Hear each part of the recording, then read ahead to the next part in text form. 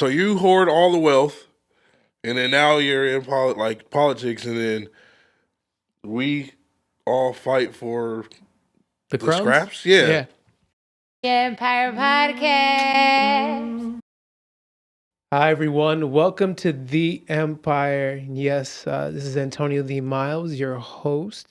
And you guys better guess what? We have another great guest today. Rapper, entrepreneur, father, and many much more things besides that, which we'll find out. His name is Big Cedd, also known as Mr.Gwaap. Big Cedd, welcome to The Empire. Thank you for having me.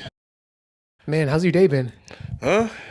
Started off pretty normal, yelling at kids, trying to get them out the house, and had my morning coffee, a little bit of morning news, and came here. Gotcha. Just every morning start off with getting at the kids? Yeah, definitely. Except for Saturdays and Sundays. Okay. When they sleep in. Okay, so yeah. Monday through Friday, you got to get them moving. Yeah, for sure. Mm-hmm. Are you a coffee man?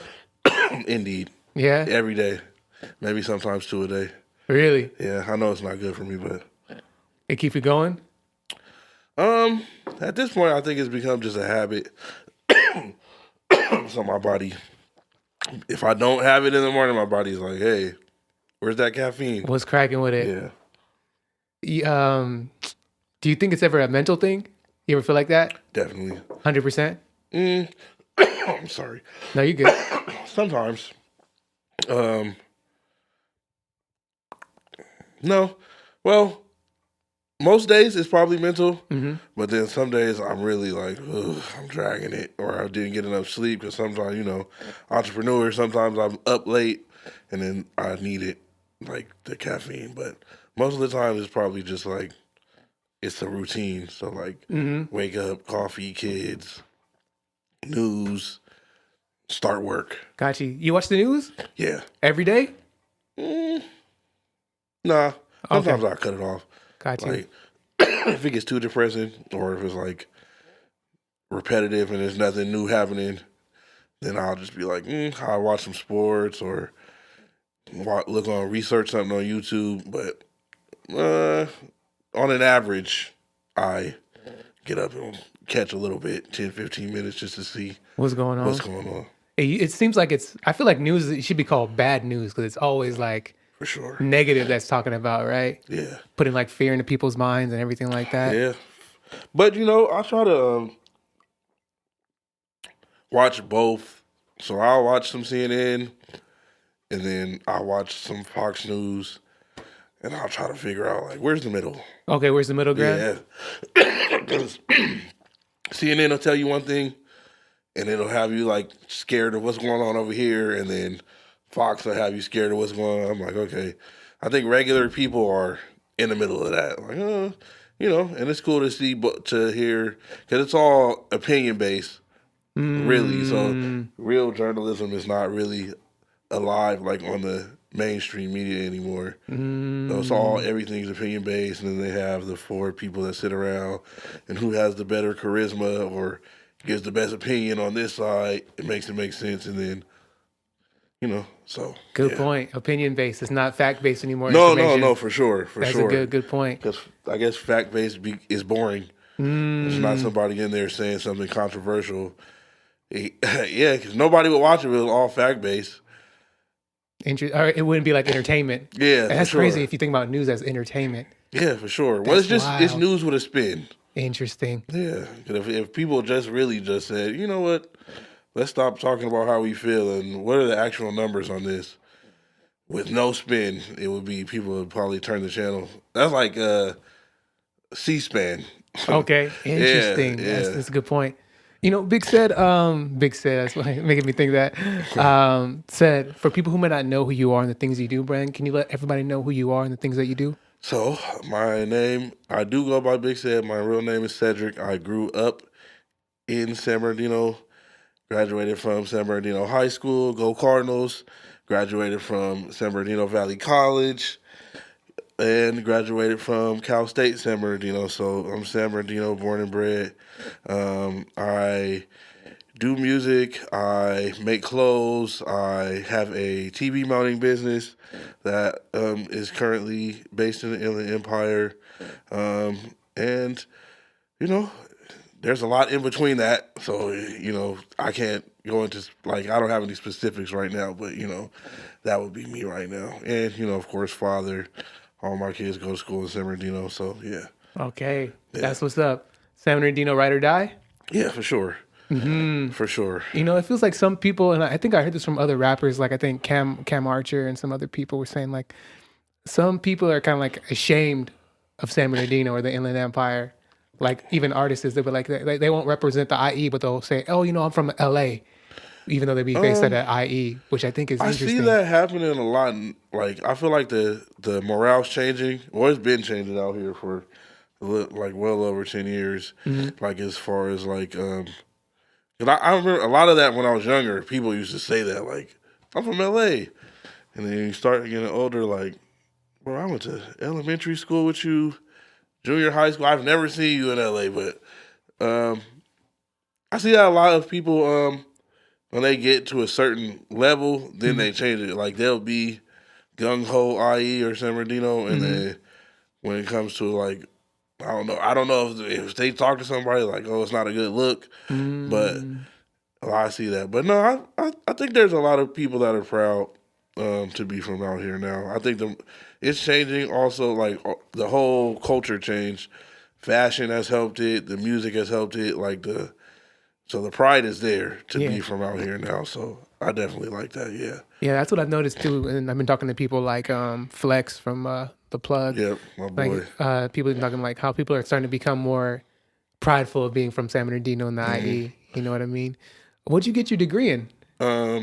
Business administration. Smart. With focus on supply chain management. Okay, which is necessary. Yeah, for sure. Especially now with the tariffs and everything going on. Yeah, for sure. It's crazy because I don't use it, but cause I just run my own business. So, but that's good to have as a fallback. Well, at least you know how supply Well, chains yeah, go. it's good to learn. But I always say, like, even with the degrees, nothing is like doing. So, like, a lot of stuff I learned, like, I know business now, but even though I went to school for business, most of the business information that I know, I learned from running a business and messing up and failing and making mistakes, and then just the ins and outs of that. Like, I learned a lot more from actually running my business than I did from what I learned in school. But not to say that that's not important, though. So, yeah. True, yeah. Like, there's nothing more important than getting your hands in the dirt, right? Yeah, and for figuring sure. it out yourself. For sure. Yeah, man, I like that. You got to get your hands dirty in the water, And ladies and gentlemen, if you're liking what you're hearing so far, please like, comment, subscribe, share, all that good jazz. You know the whole saying, blah blah blah. But Cedd, we like to go a little bit more in depth here, right? Okay. With our people. So, can you give us all a brief origin story? We know that you grew up in San Bernardino, but can you give us a little bit more detail about how you grew up and things you are that made you the man that you are today? Okay, so good question. So originally, actually, I'm an Army brat.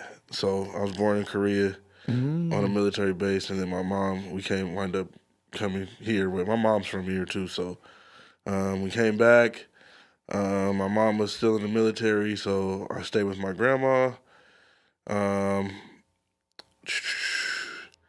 Went to school out here. Lots of the elementaries out here: Bradley, Belvedere, Del Rosa. So I moved around a lot. So I've been around like a lot of the places in San Bernardino. As I got maybe teenage years, we started living like on the north end. So that's kind of like where I was. I learned most of the young San Bernardino ways. It just those were my stomping grounds.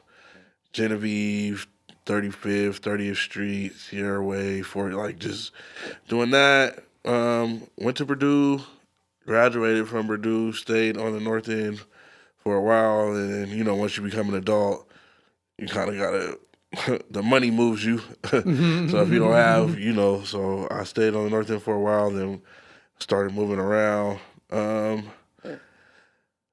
Man, just really just growing up out here and learning. The learning curve out here is different than I think it is in other cities. Um, Can you explain? just as far as like, I don't. How do I word this? Like being black and having to learn. Cause I never been like a gangbanger, I should say, but Yeah. a lot of my friends that I grew up with did decide to go that route. So trying to navigate um, the politics, I would say, out here as compared to like another city, I think that was kind of like one of the like learning curves I had to go through. Is like, okay, some of your friends are gonna do this, and they tell you that when you're younger. Like a lot of the people you go to school with are gonna change. So some people decided to go one route. I lost some friends. Some friends that were friends turned against each other because of that. So it's just a learning curve for me. Being like, I always wanted to like, I've been a person that was like about getting money. I always was like, all that's cool, but I want to get some money. But it was also like learning how to navigate, because these become new friendships now. Once once your friends start growing up and start doing their own thing, like, we can't hang out like that, and then I can't bring you around certain people, or I can't even. So now I got to navigate how I'm even moving. Like, okay, sometimes you got to separate yourself from people you love or grew up with, just because San Bernardino will do it, and if they catch you, it might be a bad situation. Mm-hmm. So a lot of that was just navigating to learn my own way of how I was gonna move around the stuff that was going on. Because a lot of it changed from me being like a teenager to becoming an adult. Like it got worse. Like San Bernardino's always had a name for being kind of iffy, but like as I got older, I was like, ooh. Starting to see more. Yeah, I'm starting to. Yeah, and I don't know if was just me becoming an adult, but What was the difference that you seen? Just more violence, less people cared less, more people just no shame about like I don't even want to say shame, just people didn't care. Like even now, like a lot of the young people I see, they don't care about. Like they don't care about. I don't want to say they don't care about life, but they don't really care about other people's lives. So, which means you kind of can't care about your own. They don't. Nobody is scared to go to jail anymore. Mm-hmm. It's They're like glorified. They're willing to risk it all for a little bit of nothing. Like can't step on nobody's shoes. Say that again. Sid. They're willing to risk it all for a little bit of nothing. They don't care. They'll go sit down forever. Just like you're 18, yeah. So I just realized like a lot of like even some of my friends like I know you. I've met your mom. Like what's going on? Yeah. But, so what it made me think is like, since a bunch of your homies were going down this, I guess we could say street life path. Right. What made you? Because you can make money on the street too, right? That's quick money. People think that. So what made you think in your mind not to go down that route with the homies? I never was into it. Like, like it's cool. I understand it, but it was like, and it's a perfect point that you make. It's like a lot of the people I know that started doing that wasn't like, oh, y'all not getting no money. Y'all doing this and y'all broke. And so that's that's for sure. We don't even got to go down that path and then I never just, like my granny always had like a big, like impact on my life. So like we weren't doing that. It's like, I don't even, like none of my cousins or people like that, that wasn't us. So, and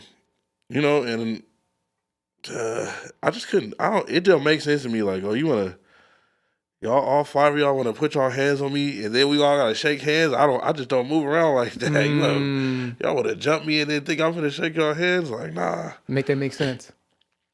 But it does make sense to a lot of people. So yeah, it wasn't for me personally. I was more, let's get some money. I'm trying to build stuff. Yeah, I wasn't on that. But then I have friends that were getting money or were doing. But like that saying says, you're going two places.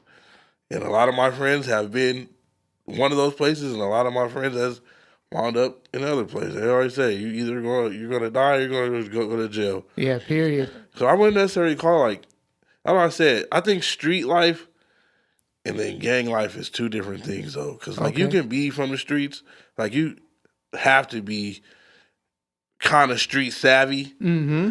to make it, or you're gonna be like a victim. But once you get too entrenched into like, oh, I'm from somewhere, or Claiming the set. yeah, for sure, then you do, you know, Yeah. that's a different world. But you can Complete- be from the streets and not be like too far in it.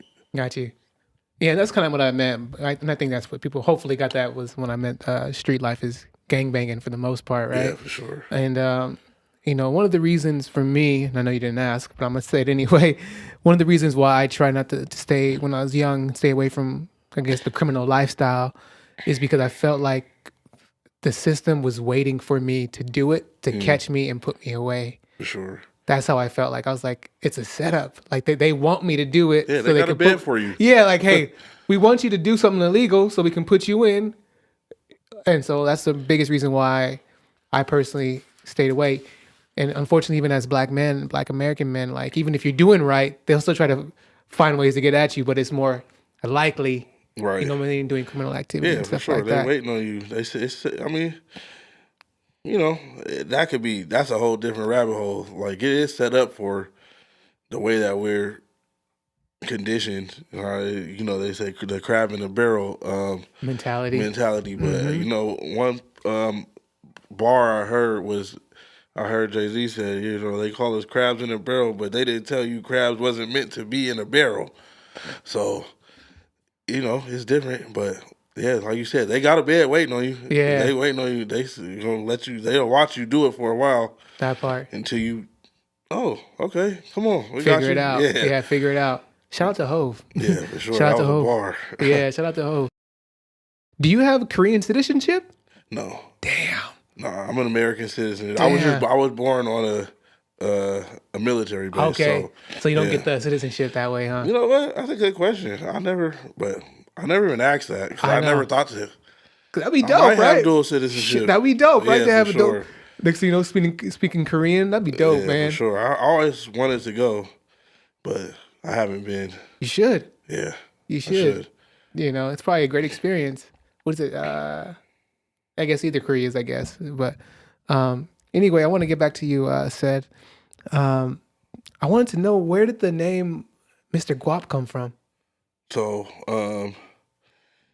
originally, when we started, I'm not even gonna say it necessarily came from the rap. Like me and a couple of my good friends, we was like in the alley on the north end, and we started a group called Guap Fam, and that was our thing. It was about us getting money, like a collective of friends that we was all getting different money in different kind of ways, but that just happened to be like my first Instagram tag, because I was Guap, and then I was like, I'm Mr.Gwaap. It's just so, and then it just started. It went from Instagram to Twitter to Twitch, so it was just like people started calling me that, especially once the music started. It's funny that people will call you by your social media handle in public, like, oh yeah, I know. They don't know your name, but oh, you're Mr.Gwaap. So yeah, that's how that wound up coming. And I'm like, you know what? It is what it is. So Okay. that's who I'll be. So do you prefer to go by Mr. Big Cedd or Mr.Gwaap, or you go by both? I feel like people who don't know, like I don't mind it, because I think that's a new societal thing. Like if you wind up seeing me somewhere and you follow me, you don't know my name. So I don't mind it, but like people who know me will call me Big Cedd. Like nobody that knows me be like Mr.Gwaap. So they'll call me Cedd or Cedric. And a lot of people like only know me, if you only know me from the music, you'll call me Big Cedd. A lot of people just call me Cedd, but like the Big Cedd came because I have a little cousin named Cedric. So, but he's bigger than me. Like he's a big, buff, stocky guy, but I'm older. So he was Little Cedd and I was Big Cedd. So I just wound up running with it. And just keeping it. Yeah, for sure. I got you. Has Big Cedd always been your rapper name, or did you ever have any other rapper names? No, it was. It's always been Big Cedd. Okay. But then at first it was just BIGCED. But then I wanted to just add some swag to it and change it. Because there was like a bunch of people with that name, like rappers, that I didn't know. So I just added it. So an extra G and an extra D at the end just to put some sauce on it. Stand out a little bit. Yeah, for sure. Yeah. So what's going on with the Gwaap fam? Is that still together? You guys still making the music? What's going on with the Gwaap fam? We're not currently making music. You know, we're all still, that's family. So we all still good, but we're not currently making music together at this time. But, you know, maybe in the future. You never know what it's going to hold, right? Yeah, for sure. You know, how would you define your rap style for people, or your music style for people who may not ever heard of your stuff? I would definitely say you gotta listen because it varies. Like we did a lot of so Gwaap fam was a lot of how would you put it, like party music, I would say. So Okay. like a lot of turn up music. Okay. And then but we also had, you know, a bunch of cuts that were more deep than that. But like what we were known for and what we did, like a lot of our shows and the notoriety that we did get came from the party music. So now, with me being a little older, I try to keep like the beats. Like I don't want to do all boom bap beats, so I try to keep them fresh and sounding current. But my message is more of a motivational. Let's get this money. Let's stay out the way. Let's teach the younger kids better way. But it's not necessarily like all like that. But like the gist of it is like more motivational than what I was, because you know it was more like party. Where's the girls at? Yeah. Where's the drinks at? Yep. So now it's more, let's get money. You can do it if I can do it type music. Yeah. Kind of evolved. I would say that, but I still got, like, even now I just haven't released them, but I still got some party cuts, like just in the vault. But I'm like, I don't know, but I still love to make that kind of music. Yeah. But you know, maybe it's just a balance. You just have a balance between the two. Yeah, for sure. You know what I mean? For sure. You know, and you recently dropped a single pretty recently, right? Not too long ago? Yeah, well, as a project. Yeah. Slow Feet Don't Eat. Yeah. Want to talk a little bit about that project? Yes. Came on the heels. I dropped another project with one of the Gwaap fam members, my cousin KD. We dropped a project called I Pray You Ball, which was another like a motivational album. But it just came one weekend. I was in a state of flow, so I had finished like a bunch of songs, and I was gonna call it something else. It was gonna be called Not Now I'm Busy. But I wind up realizing that Joyner Lucas had an album out recently called that, so I was like, So it wind up being untitled for like a week or two, and then it just came to me like, oh yeah, Slow Feet Don't Eat. It was perfect because the original way I was gonna go with Not Now I'm Busy was like a bunch of voicemails from people, and then that was gonna be like the concept of the album, like a voicemail song, so that people could kind of see like, oh, I just wasn't answering my phone, I was busy. But it wound up not happening. So there's a voicemail from my auntie Bridget at the beginning of this album, like a motivational voicemail, and then it goes on to other. So I had to kind of, I had to maneuver how I was gonna aim it, but it wound up, coming out to be a good project. So Yeah, I think I saw you post something about your auntie. Can you talk about the significance about her in your life? yeah, she just is. She's just always been my auntie Bridget. She's always been um, uplifting. Um, she's always been positive. Like every time I see her, even if like it was a time where I was running the streets too, but she always has never been like negative towards me. She'll just be like, you know what, nephew, I know you live your life, but put God first. Mm. you know, but I'm surprised. You might know her, my auntie Bridget. She's big in the community for sure. Okay. Yeah, Shout out to her.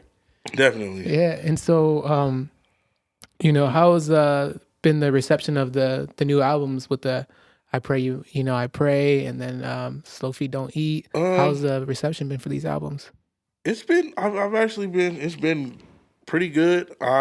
So what I realized is that I had to because at one point when we had Guap Fam going, we were kind of like outside every day, so a lot of people knew us. But then Mm-hmm. when that kind of fell apart, I took a long break from actually not actually making music, but I was making music and I never put it out, or I'll make one song and put it out. Mm-hmm. But like, so now it's Why? like Why did you take a break? just life. Mm-hmm. That's what kind of happened. We wind up Lou. Shout out to Lou. She was our manager at the time, and we wind up getting a. So she got us the. Shout out to Chef Music too, but she got us the album, free album, done in professional studio. Because before that, we had been doing it like in the garage, and we was just pumping everything out of the garage. We was making CDs in the garage. Everything was kind of handmade. I was doing the mixing and mastering, and she got us the album made or done by Chef Music, but that kind of took a turn because my boy, i.e. Swag, he got in a car accident, so that kind of pushed the album back, and then we wind up quote unquote almost having a record deal. The guy called us and asked, um, I like you guys, blah blah blah. Like, but then that wind up falling through because of some backdoor stuff. So, and then it just everything. It was we had been putting a lot into what we were doing, and then we weren't seeing. The results? I can't say we weren't seeing like the clout was there. I guess if you want to say that, like, Mm-hmm. or the local fame. But we were trying to figure out how do we. I want to monetize this. I get this paper. Yeah, for sure. Like we were doing shows.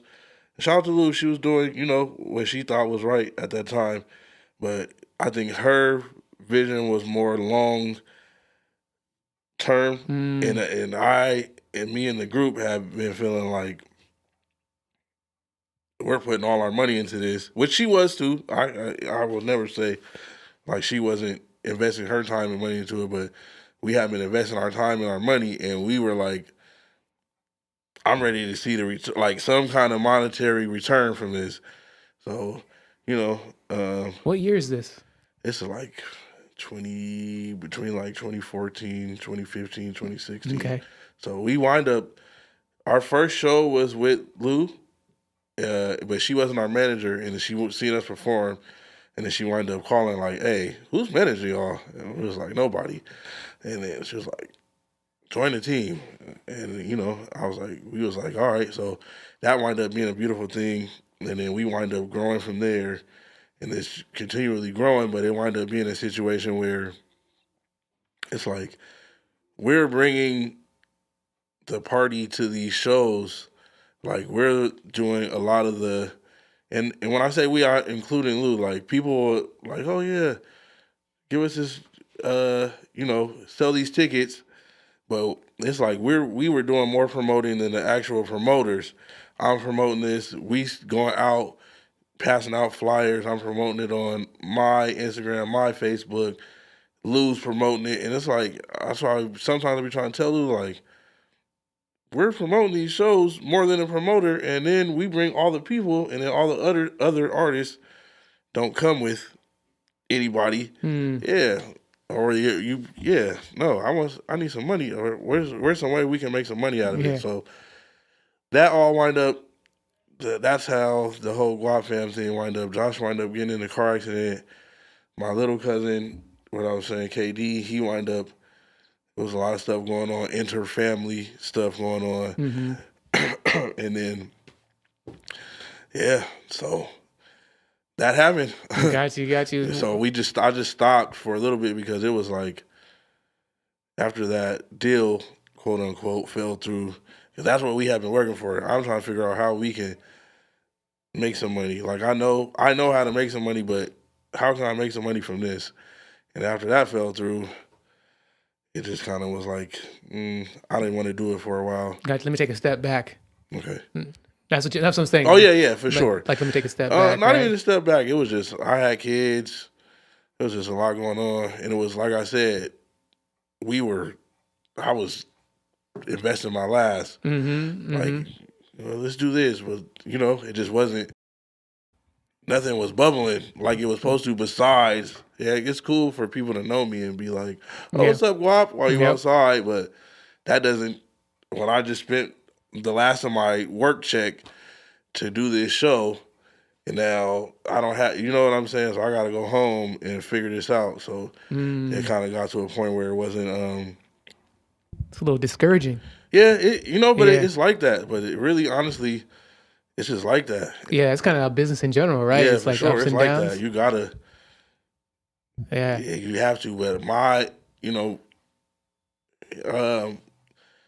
just the way that things were going, it was just like it didn't make sense to keep doing this just strictly for the clout. Yeah, I don't even say clout, just for like local fame or no, I need trying a to get this bag. paper. Yeah, I got you. Yeah. Going back to the albums, what are some of your favorite tracks on it? So I love the Auntie Bridget intro, obviously, and that it's a Auntie Bridget intro / Came Too Far, which is like a song about me, like how far I came and why I can't quit. Just kind of me reintroducing myself, like, hey, I know I've been going for a while, but allow me to reintroduce myself. Yeah. I got a song on there called Stuff I Gotta. Can we? No cussing on here, right? No, you can cuss. Oh, You're yeah, fine. okay. I didn't know. This song on there called Shit I Gotta See. That's about saying something to all the people who doubted me or still doubt me. I have what's another good song? There's another song on there called, I think it's called I'm Him. Can't remember. Okay. But that's like the hook is called I'm Him. But I might have named it something else. I got a song on there called Before I like really all of them. Okay, yeah. I got a song on there called Before I Croak, which is not about me dying. It's about just becoming a frog? No. It's just about certain monetary goals I want to hit before I got to kick the bucket. Okay. So it's not necessarily about me dying, but it's like before I go, I want to touch this amount of money or have this for my kids, stuff like that. It's like a bucket list. Yeah. Cedd, what's your thoughts on freestyling? I suck at it. Okay. I'm not gonna lie. I used to get, now don't get me, my pen is strong. Like you send me in there with, let me listen to the beat. My pen is strong. But I used to get thrashed in the sessions, the freestyle sessions. I can't. That's an art form to be able to think and put that together so fast. Because sometimes I'd be like, I don't know, maybe that's a written. Okay. So, yeah, because shout out to one of the, went to Purdue, one of the best freestylers I ever knew, GFC Prada, rest in peace. I used to be amazed. Like we used to walk home and he would just freestyle from us leaving Purdue, and we used to have to leave Purdue and then walk all the way to Sierra Way to get on the number 7. And it was just like, how are you coming up with that stuff that fast and making it sound good and having the cadence right and making it make sense and have like, bro, yeah, that's freestyling is a art form on its own. On his own, right? Yeah, for sure. When people are good at it, like a lot of people. That's what I do now, though, because I used to really try to like just come off the top of the dome and go for it, but I'd be like, I'm trash. So I do what a lot of people do. I'll come to the freestyle session with the written? Yeah, for sure. Okay. I got a hard written in my head already, one that is specifically made for the freestyle, so it can kind of go to any BPM. Okay. Or just and then I'll be like, yeah, yep, I did that. Got you. Yeah, for I respect it. I respect it.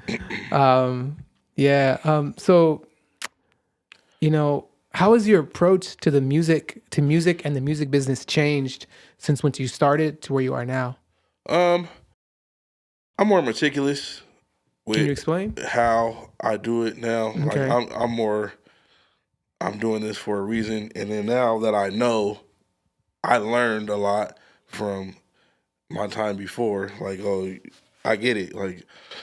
Like people will say it's not pay to play, but it's definitely pay to play. Everything's pay to play.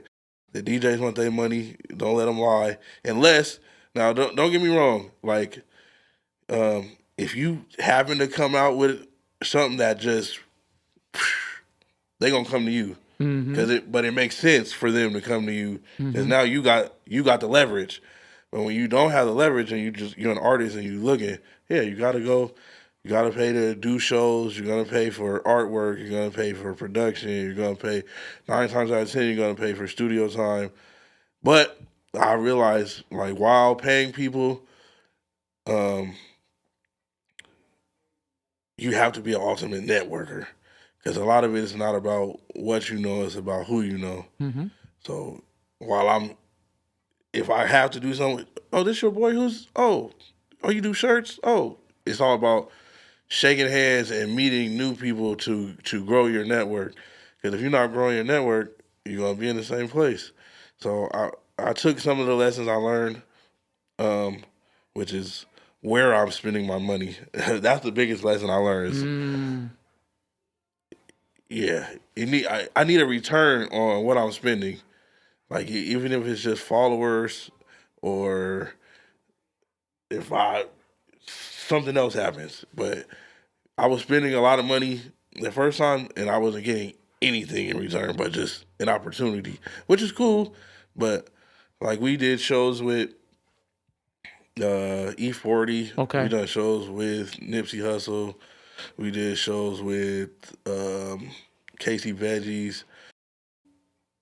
But my mindset changed because then I was thinking more, man, if I can get close to one of them to shake a hand and give them a CD, they gonna put me on.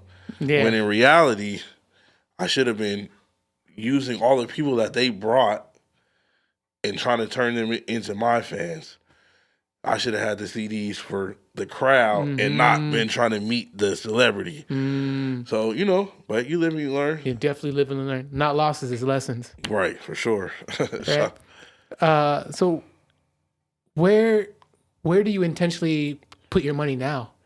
So I do like a lot of ads, like because I've migrated.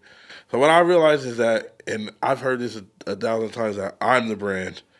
So now, like, cool, you like my music, go ahead and follow me. But look, I mount TVs, I make clothes. So while you follow me for the music, also I'm gonna put my brand, the other stuff that I'm branding out there. That way, I can make money off of people who follow me strictly for the music. Because like I said, once you become the brand, people follow your mindset, and I think that podcasting is like a good way for people to learn you. Like I can say a lot in the music, but a conversation is different when people hear your answers to certain questions and stuff like that. So, They get a better understanding of who you are. Right, for sure. That so that builds the brand as well. But yeah, so I do like a lot of I run like a lot of ads.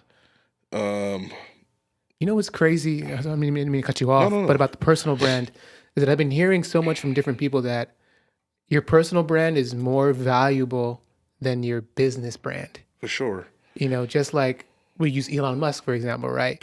His personal brand is so strong that people invest in Tesla, they invest in other things.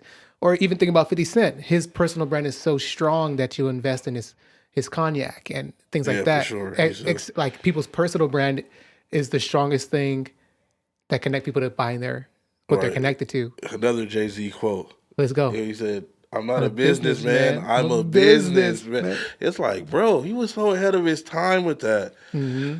He was so ahead of his time. Like, oh, I'm not a businessman. I'm a businessman. Yeah. So, yeah, for sure, your personal brand, like, especially now.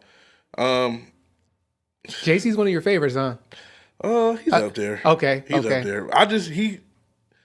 As you start to get older, you hear stuff different. Like Great. I can go back and listen to the Reasonable Doubt. Like, you was talking that talk. Mm-hmm. But before, I just was looking at it as bars. Yeah. Yeah. Oh, he was spitting. But now, like, oh, okay, you was really trying to give you $1 million worth of game for $9.99. That part. So yeah, but But speaking of Elon, oh man. Why'd you have to get into politics? Yeah, you talking about that Tesla stock, boy. Are you invested? I took a hit. You took a hit recently? Yeah, for sure. Man. That was one of my favorites. And I had got into it before it split a couple times. So I'm like, ooh, it was always bubbling. Now it was going up, right? It was going up and up. Man, you just had to get into politics. You're the one that watches the news every day. I didn't talk about politics. You watch the news No. every day. I'm talking about Elon. He just had to get into politics. Oh, he had to get into politics. Yeah, now I'll be looking like, ooh, yeah. Well, that was a business move for him. Was it? Definitely. Because that stock is down. And now people is trading in their Teslas. And that's a little... Trading in your Tesla is your prerogative. Facts. But people like burning Teslas and... going a little too far. Yeah, for sure. You're going to jail. Yeah. You're going to jail. And that was dumb. Yeah, no, in my opinion, I think... everything that Elon does, especially since I think he's has Asperger's, he's well thought about in his decision making as far as like how to make the next moves. Right. And in my opinion, I think what he's doing with his involvement in the White House is getting to a place which he said he was going to do, which is UBI. And I think that's coming very soon for America. Which is what? Universal basic income. Oh, yeah. And you know who talked about that? What was his name? I think it's Andrew Chang. Okay. He used to talk about that. Mm-hmm. Yeah, because especially it's going to have to be because y'all going to give the robots all the jobs. And if you're not robotics or AI, it's not going to be nothing left to do. I think a lot of what they're trying to do is not going to work. I get it. You want to bring manufacturing back. Mm-hmm. You want to bring hands-on jobs that's not necessarily in the technological sector. But I think those jobs are long gone. Yep. And these CEOs that you keep giving tax cuts to are not going to bring those back for an American wage. So... Yeah, like you guys, what you guys say you guys are trying to do it's cool. Like when you think about it in a certain way, but them jobs ain't coming back. Yeah, and especially rebuild that infrastructure is going to take 10 years, and especially when companies in China or other places overseas have already like mastered it, like they've already done it. Like for sure, the jobs are there, the labor's cheap. Yeah, they move faster. I'm not gonna say they move faster than us. They just have been doing it while we haven't been. Yeah. So why start over here? Y'all took the blueprint over there and then let them perfect it. And now you're gonna say, yeah, bring it back. Like, no, it's not gonna work. Bring back other things in America, like teach kids AI, maybe grow. And I heard something recently which kind of broke down tariffs, which was really good. He said that, okay, Trump's gonna bring the tariffs. And this is going to connect to the UBI thing. raise tariffs, right, for outside countries. for And sure. so importers, what they're going to do is, as they get this higher price, they're just going to put that extra price onto the consumer, Yeah, right? Everything For falls sure. on the consumer, which is, us people, the buyer, right? So we're going to have to pay for that extra price. No one else, which is also going to go into less money being, we're not making more money, but we're spending more. So it's going to make people, be tighter on their I think pockets. he's trying to go after like the end goal of making it fair. Because other countries do put tariffs on American imports. It's not like we're able to just ship our stuff to their country with nothing. But it just, like you said, it's going to wind up going on the consumer. And he's trying to say it's going to hurt now, but I'm going to make it better later. Like, bro, you only got 4 years. How much later are you going to make it better? That part. Yeah, And better for who?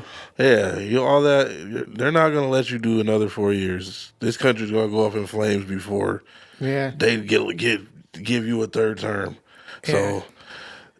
Good point. It's been interesting. And the same guy that I was watching in this clip, shout out to Reza Islam, I think he put it on his channel, was that, because we were saying, He be dropping gems too. Rizza? Yeah, for shout out to Rizza.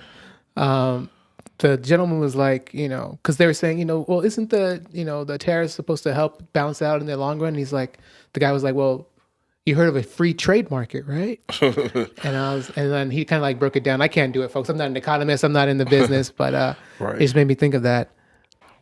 Yeah, tariffs, like everyone's talking about it. Almost like the same situation with that.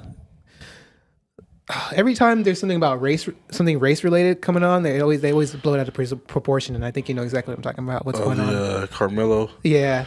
Carmelo, I know poor Carmelo Anthony, the basketball player. He's like, damn, they just keep mentioning my name. Has nothing to do with me. I think that's a sad situation. Yeah. I don't want to go into it too much either, because unless you want to talk a little bit about it, we can. I don't mind. I think that. If you don't know, folks, it's about I don't know. I can't tell you. Let me tell the folks real quick. It's the story's about a kid who was at a track meet, I believe, and he stabbed another student who was white. The kid that stabbed the stabber was black, and so there's been a lot of black and white controversy going on. I think the controversy stems from. I don't want to necessarily say all white people, but a lot of white people I see online are so mad that people raised money for him for bail. But I don't like the thing for me is like, how many times have we seen this on the other side? Like Zimmerman, y'all started a GoFundMe for Zimmerman, and then he sold the gun afterwards that he killed Trayvon with, but nobody. It was hey, what's the other kid in Wisconsin who killed those two people? Rittenhouse. Okay. Kyle Rittenhouse. There was no outrage when they started a GoFundMe he's getting bailed out. The justice system is going to have to take its course. So I don't know. Only people that know was the people that were under that tent. Mm-hmm. But I think that black people, when they make mistakes, they should be able to fight the case on their feet too. It's not just white people. I mean, not all white people, but just that deserve bail. Mm-hmm. He has to go to trial. He can't run. Yeah. So I think that's where a lot of the controversy. Everybody's like, "Oh, he killed somebody. Why is he on bail?" And they're making him a hero. I haven't heard anybody make him a hero. Yeah, I haven't heard anybody make him a hero. But they're so mad about the fact that black people came together and put the money together to get him bailed out. I know it's a little boy. At the end of the day, these two families are forever intertwined, and one family lost their son, and another family might be finna lose their son. Nobody knows the truth, but the people that were in the tent. Even the guy's dad came out and said that this shouldn't be made into a race thing. But, America. Yep. For sure. America. And it's so interesting that you mentioned that, I think the biggest thing that people should take away is like both of these families are hurting. For sure. Like I don't think people realize that. And I will say, when I heard that, when this young Carmelo Anthony had $1 million bail, And I was like, whoa, a little excessive. People do worse things and get less bail. For sure. Right? And someone made a good point. Shout out to the Black Authority, his channel. Jason Black, he said that they are already making an example out of this kid by making that bail so high. Right? And what you said shows a lot. And I don't even think it was just only black people that put the money. I think it could have been all races that put money out to help this young boy. Right? He's not even 18, right? His life's forever changed, regardless. His life is forever changed. Whether he gets out, whether he goes in, his life is forever changed. And that's the crazy part is that people don't, like, even so, I was on Twitter the other day debating. You're debating somebody on Twitter? Yeah, because they were like, "Oh, guarantee he's gonna get found not guilty." Like, look at the mom already. She's already like crying. Like, people are already making threats. Do you think a not guilty verdict means what? That he's gonna be able to go hang out at McDonald's in the city and eat a double cheeseburger? No, he's gonna be in hiding or. He can move somewhere else. Yeah, for sure. Have to leave. Even if he leaves, like, his face is going to be, this is going to be a public trial. His face is going to be, it's already everywhere. So, I mean, no. And then, they were like, oh, if he gets found guilty, the black people are going to riot. Like, oh my God, you guys swear. Yeah. Drama creates, going back to news being entertainment. Yeah. Right? This goes back to news being entertainment, right? I honestly feel like they've been pecking at black people. I feel like the higher ups want us to get in the streets again. They do a lot. They're doing a lot of like little stuff, like the whole. Remember they took the Harriet Tubman off the defense website. They scrubbed all the black people from all the websites. They're trying to close the black history. Like, why do you guys keep pecking at us? And I think that a lot of they want some kind of rebellion because they know when we get outside, we get outside. Because you got to think of look at the protests that have been happening. Yeah. It's been quiet.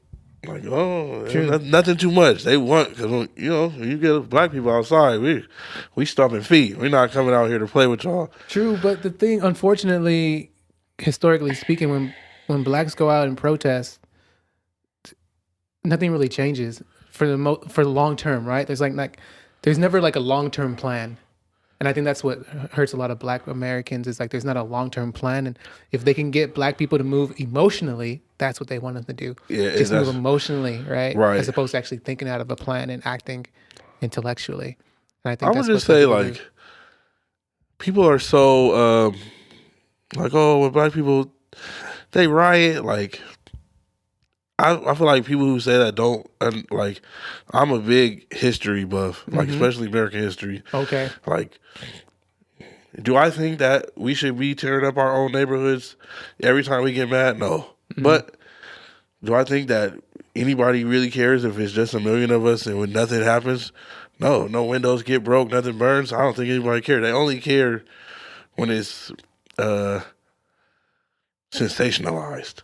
Yeah. When I go back to it, was not just like look at the start of this country, the Tea Party. Okay. That was a violent protest. You went on that ship, took them people's tea, and threw it in the water. Fuck y'all tea. Yeah, for sure. Fuck y'all tea. That's what I'm saying. It's always been about action in American history. The draft riots, when all the Irish people didn't want to fight for slavery. They burnt down New York, chased little black girls into the ocean. Like, so people who may not know about this, what you're talking about, the draft riots? Draft riots, yeah. Talk to us a little bit about draft riots. Before the Civil War, people were getting drafted, that immigrants, like Irish immigrants and people from other places, they were getting drafted to fight for slavery or against slavery. And they were so mad, like because they didn't really care. They were just here for a better life. I didn't come here to fight for black people. So they they were getting conscripted to fight in the Union Army, Okay. right? Not the Confederate, the Yeah. Union Army, and they were so mad that they burnt down New York City. Okay. Yeah, but once again, this is when stuff changes. Like, is this where like Gangs in New York? No, that's probably a little bit too. That's probably later. Gangs. Yeah, That's probably a little later. But Yeah, go ahead. but they, I can't remember my professor's name, but I learned about that at Valley. But yeah, there was like a small children's girls all black school, Mm-hmm. and while they were so upset that they had to join this army because they didn't come for that they broke into the all girls school, and the girls wind up having to go and get on a boat. Like, it was that much threat of violence. Okay. So if To you escape. do your research on the draft riots, and also do your research on the first person who took a bullet for this country, which was a black man, Yeah. Crispus Attucks, in Boston. First person to take a bullet for this country that we love, black man. Yeah. Yeah. So just to go back and kind of like sum everything up, I think Black Americans need to be more strategic For sure. and less emotional. But I think, in my opinion, it's intentional to keep Black Americans emotional in their actions, because that way you have control of. If you can move people emotionally, then you have control of them, Yeah, for sure. Right? Because if you're not in control of your emotions, you're not in control. of yourself. Yeah, But and if I I can think control you, then I win. a lot of the issue with black people, with us, is that, okay, so let's just say we lost it 2020, George Floyd riots. It was a lot. We was tired of it. We was tired of it. Stuff got burned down. Stuff got broken into. We weren't emotionally in control. So my thing is just always like, at that point in time, people say, well, what about black on black crime? And we're like, now's not the time. Now's not the time. But when is the time? When we're not. So right now we're not tripping. When are we gonna start talking about building us? Like, cause I can talk about it. I'm not a white guy. When are we gonna stop killing us? When does that start? When do we start to have that conversation amongst each other? Like, hey, we're still out here killing each other. Like, yeah, that doesn't mean that police can kill us. That doesn't mean that we should be, persecuted for the color of our skin, any of that. But when does it come time for us to have that hard conversation with ourselves? I think when we stop making it cool. Oof, that was a bar. For sure. Yeah. For sure. When gang banging is not cool anymore, when going to jail is not cool anymore, and then we start changing our perspective and our mindset. And I like to think, I was talking to someone yesterday about this. There's frequencies of thinking, right? So we have to elevate the levels of thinking. Right. And if people don't believe in frequencies of thinking, just check yourself, because people think on different frequencies. And so I think if we can elevate that level of frequency, I think that'll change.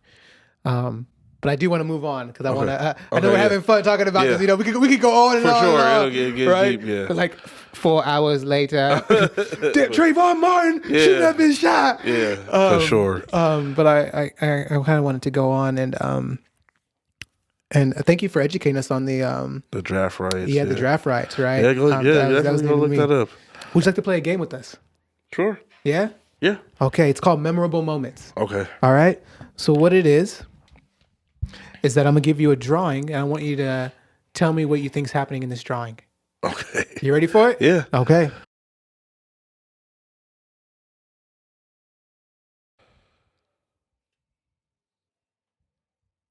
Okay, this looks like somebody's picking between the two. A woman for the love of her children and the tattoo on his heart. Oh, flip it over. What does it say? The day I broke the cycle. Cool. I think that's by, did it say who it's by? Fabs? Yep, by Fabs. Nice. Okay. So do you give me, or is it just my Yeah, interpretation. Just your interpretation. Okay. And I want to know if you'd do us an honor and share us a memorable moment that happened in your life. Okay. Would you be willing to? Yeah. Yeah. So here you go. Okay. Use a pen for you.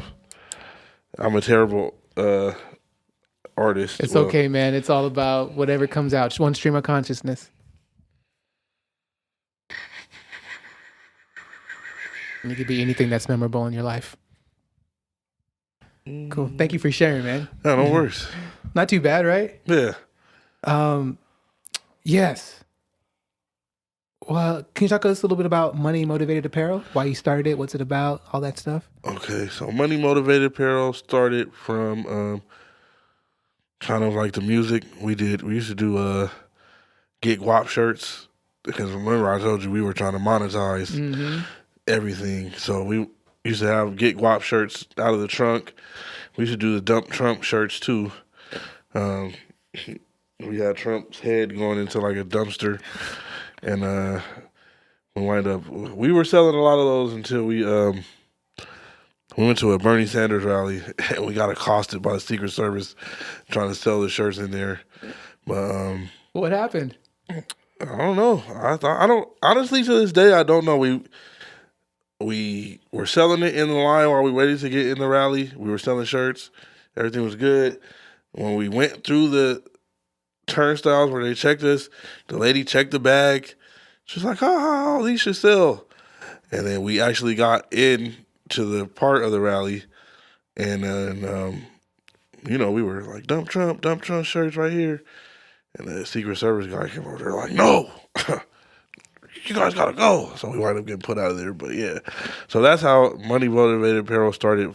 That's the birth of that. And then I started having other ideas for like designs and stuff, and I just always thought like even this one, the Losses Lessons shirt, and then it was all about like I was money motivated, so like a lot of the designs on the clothes were about like being motivated by like a financial or monetary means. So that's how that came about. And then I had to. Well, the crazy part is I was trying to separate it from everything else, like the Get Guap stuff. I was trying to separate it, but I wind up merging it anyways because the brand. Yeah. You become the brand. So I wind up just merging everything back into. So yeah, it's still Money Motivated Apparel, but it all merged into like the Mr.Gwaap stuff now. Okay. Yeah. Under the personal brand or connected to the personal brand. Yeah. You know, what was I going to say? You know, we've been talking a lot about money. You know, you're talking a lot about money. Do you believe in the saying that not all money is good money? Yeah, definitely. I mean, but sometimes you gotta, sometimes the world will make you do what you gotta do. But I definitely mean, like, people's dirty money. It's all spends the same way though, but That part. how'd you get it is the question. So, I don't know. People say that, money's the root of all evil, or money doesn't make you happy, but I want to find out for myself. Yeah, I disagree with that statement. And shout out to Ulysses Valley. We had that conversation about money being the root of all evil is a lie, because it's like, it's the love of money that becomes the root of all evil, right? And also what you decide, and not just the love of money, but what you're doing with that money. So if you're using money to oppress people, then you're using it for an evil way, as opposed to, I'm gonna use my money to build a school, help feed the homeless, For sure. help uplift my family. And if you love using money that way, is it evil? I think it becomes evil when you have too much of it. You think so? You think there's a limit that you could have too much money and it becomes evil? Well, yeah, because there's not infinite wealth, Yeah, so it's all finite. gotcha. So you think about people like Elon Musk. Back to Elon. I'm just saying, like, you're hoarding all of the wealth like, what are you gonna do with it? I think like the last time I looked, it was like $430 billion. Like, bro, like, why? So you hoard all the wealth, and then now you're in politics, and then we all fight for The the crumbs? scraps. Yeah. Yeah. Like, it's not even a lot of wealth to be had. Like, there's like 15 people that just have all of it. Like, you have all of it. You have like all the assets, all the cash, all the land, and then we're down here fighting each other while you guys just, it's like, what are you gonna do? Your families, your kids are already good. Like, once you touch $1 billion or $2 billion, like, I feel like that should be illegal. Hoarding so much wealth that, and don't get me wrong, like, I'm definitely into capitalism, and people should work for, but at a certain point, you can't have everything and then leave nothing for everybody. That doesn't even make sense. So do you think when people have so much amount of money, they have a responsibility to use it to help other people? Do you think that's the... No, I feel like that's why I said it should be like a cap. Okay, there should be a cap. Because But that's not capitalism, though. That's you're not responsible, but you have to leave some for everybody else. Like, you can't But that's not capitalism, though. Right? I mean, I said capitalism to a point. Okay. Like people, like, we've used capitalism to now let these people, let's just say 100 people hold like 80% or 90% of the wealth in America. Okay. So how does capitalism work when you're holding it all? It can't work. You have it all. There's nothing more left for me to get but these crumbs that happen to, quote unquote, trickle down. There's nothing more left. It's not even a fair playing ground anymore. Like, you have it all. Warren Buffett, Elon, Bezos, like, you guys are rich on another level. Yeah. And you guys, like, yeah, you guys will give to charities, but it's like, I read like something like Elon could buy somebody a house for like 100 years. Every day you could buy a person a house. Yeah. And still be the richest person on earth. Yeah. In my opinion, I might be delusional, but I like to think, actually, I don't think it's delusional. I think it's true. I think there's enough for us all to make money and live comfortable. I think there's always money to be made out here. And that relates to like people out on the bottom, like fighting, quote unquote, for the crumbs or whatever. Because luckily we live in a free market. So it's like, if you can develop a product or a service that people find interesting, then that money is going to come to you. Right. So it's really all about and that's basically what Elon did. If we want to talk about Elon using PayPal and Tesla and stuff like that, creating a market that people want to put their money into. So I think that's really the game is like, can you create a market? Can you create something in the market that'll draw people's attention to wanting to put money in your pocket? Right. Okay. Now, just to push back on that. Let's go, Cedd. Okay, so yeah, I created a good product, right? Let's just delve in a little further, because where's the money at in the what do they say? You either sell a product or a service, right? So I feel like money is in freight and land, right? Freight and land, you yeah, or that's where the majority of the money gets spent, either moving some kind of freight, like your product. Got you, like a train or the boat or something like that? Or even a truck. Okay. Do you move freight or you have land? Those are the ways of like generational wealth type of situation? Income, right? Okay. So you got companies that are buying, one of the richest companies that's literally buying all the land and then making it rental property. So I'm with you. I'm following you. Okay, so this is just another case of people hoarding the wealth. Yeah, you have the money to get this land developed, put houses on it, Never let anyone buy it, but your company owns it. Your shady back deal, you'll never know who really owns it. I won't even say the name, but Got you. He wants to though. We want him to say the name, Yeah. don't we? We want him to say the name. Should you say the name? Say the name. Go ahead. BlackRock. Yeah, but that's what I'm saying. This is what I'm saying as far as like hoarding. It's not infinite. The land is not infinite. So you have all the money to develop. You get these communities developed. No, nobody can go in here and buy. They're all for rent, and you keep. Oh, I'm gonna buy more. Anytime anything pops up, you buy it. I'm gonna buy this. I'm gonna make it a rental. Buy this, make it a rental. So now you're hoarding everything, and when I finally do obtain enough, whatever it is I'm missing, that to stop me from buying land, you've bought it all up. Everything's finite is what I'm saying. Like we can print as much money as we want to, but it only is backed up by the gold or oil or whatever it is that our currency is backed up by the most right now. Because that's another. They say Fort Knox doesn't have any gold. Got you. Something like limited natural resources. Yeah, for sure. Natural resources, but like I said, we can print money. But more money being printed is only going to lead to inflation, was where we're at now. Yeah. So my question is to you, Cedd, if you were in the position of BlackRock, wouldn't you do the same? No, I definitely wouldn't buy up everything from everybody. That's a selfish thing to do. So kind of wicked. Yeah, like I would have I want to have my own money. I want to be rich. I want to be uber rich. But to have the mentality like, you know what?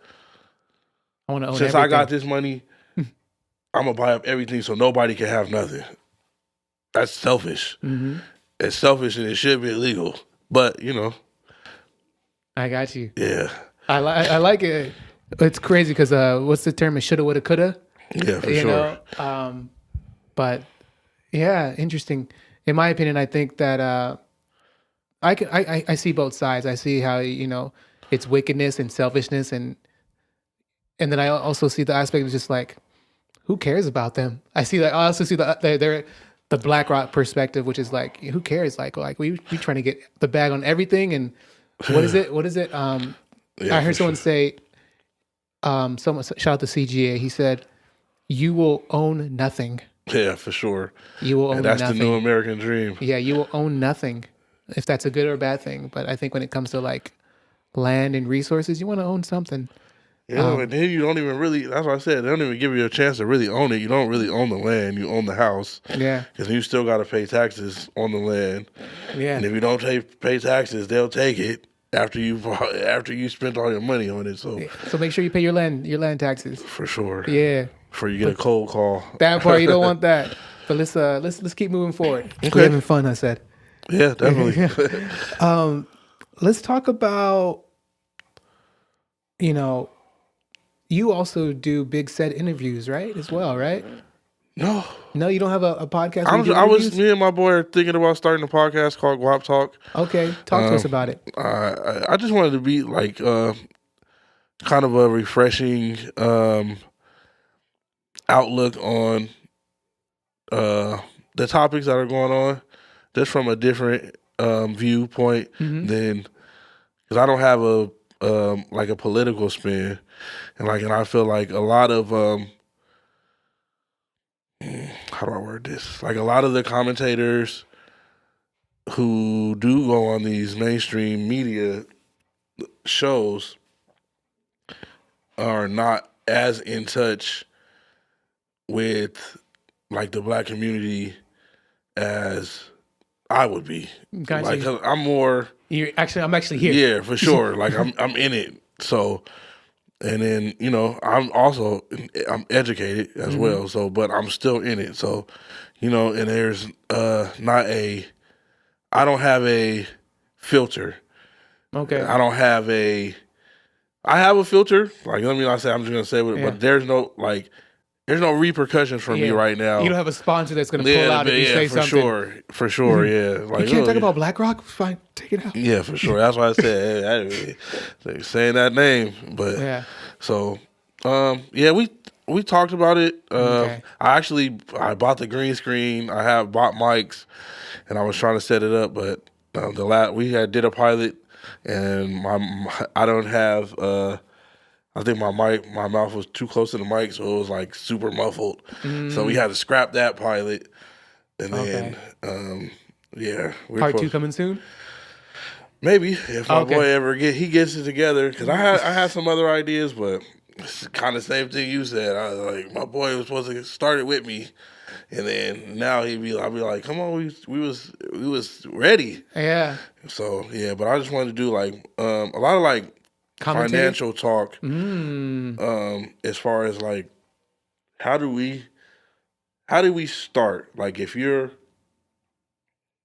black and you're broke, but you have a goal or something, like I think like a lot, because I see a lot, I do watch a lot of podcasts, but they always start from when you already have something. Okay. And my thing is like, I want to talk about hustles that the everyday person can start. Like you got $500, what can you start? Okay. You got $1,000, what can you start? You got a job, how do you maneuver around saving some money from that job to start a business or to try? So that's kind of what I want to do. Like I definitely want to have it be a situation where we talk black economics, but also I want to talk about like what's going on in the world.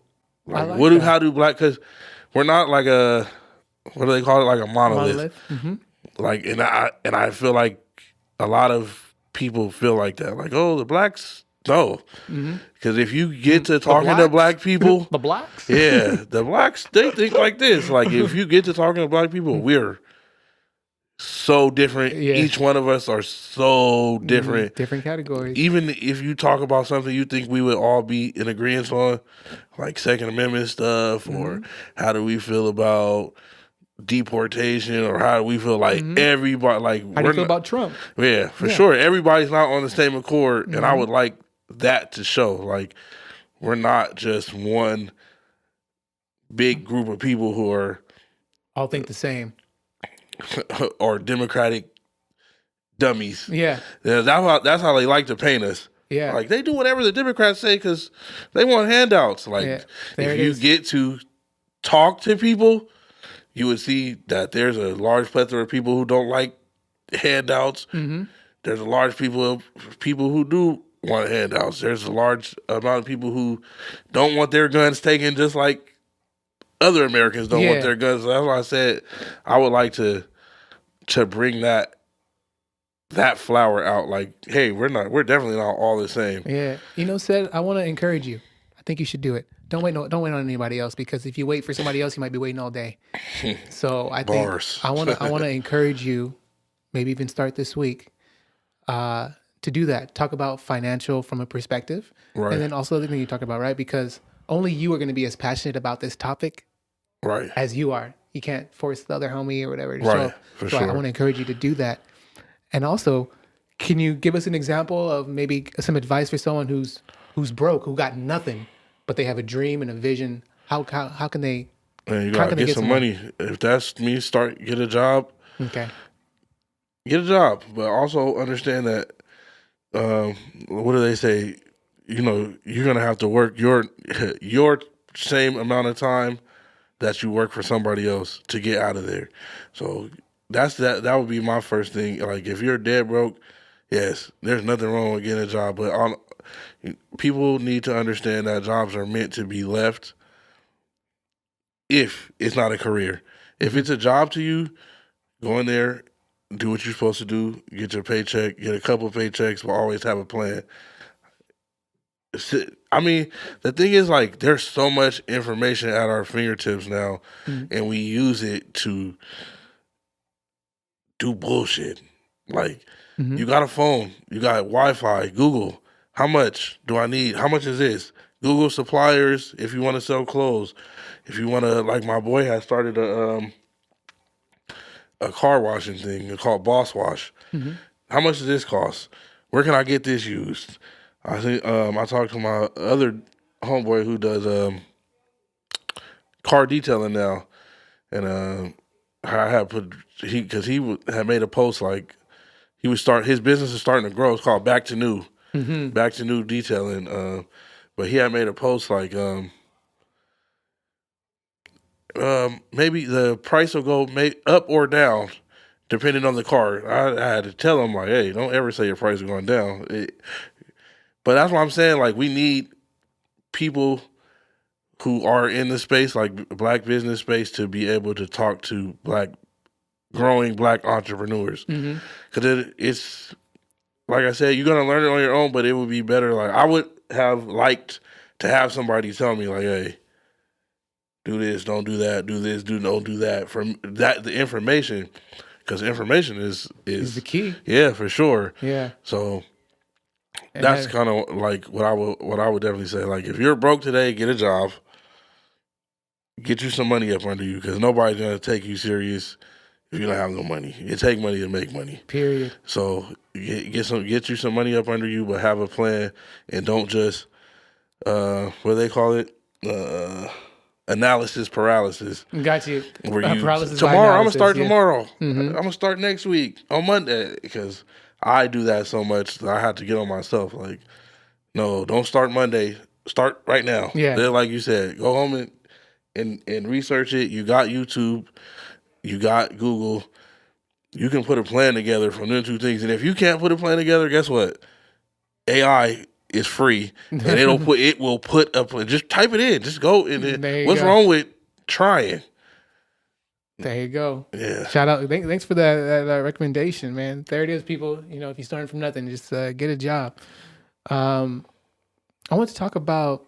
Do you have a thing called Gwaap Gaming? Yeah, I do. I play. Talk to us about that. So I just figured, man, and I feel so passionate about it. I've been trying to figure out a way for the real great gamers. So I feel like the younger, and nothing's wrong with the younger generation. I feel like we put in the man hours for the streamers of today. Like, the guys who they talk about, oh, you're a dad, get off the game. But, like, no, bro, like, I'm the reason that this game industry is so big. The dads and maybe even granddads right now, like, I put in the hours for this. I played Mario Brothers for hours. I searched those caves in Zelda to find all the stuff before there was a YouTube to tell you. I remember buying the booklets. I remember that. Man, Game Genie. It's just like, I want to. So I play like Call of Duty, and I do other, like, I'm kind of weird when it comes to gaming, because like, as far as like black gaming. Get weird with us. We're not. Remember, we're not a monolith. Yeah, so I'm a kind of person that play like Elder Scrolls Oblivion. Here we go. I play some wild outlandish stuff. Let's go. Tell us. Talk to us. Command and Conquer. I play Civilization. So I get into different stuff like that. But heard great things about Elder Scrolls. Yeah, that is an amazing world to get immersed into. Assassin's Creed. Classic. Yeah, for sure. So, you know, I'm a Nintendo 64, Zelda, Ocarina of Time, Majora's Mask. Okay. So is Gwaap Gaming like? It's like a gaming channel that you got? Yeah, I have a gaming channel on Twitch, but it's Mr.Gwaap on Twitch. Smart. Yeah, just keep it across all platforms. Smart.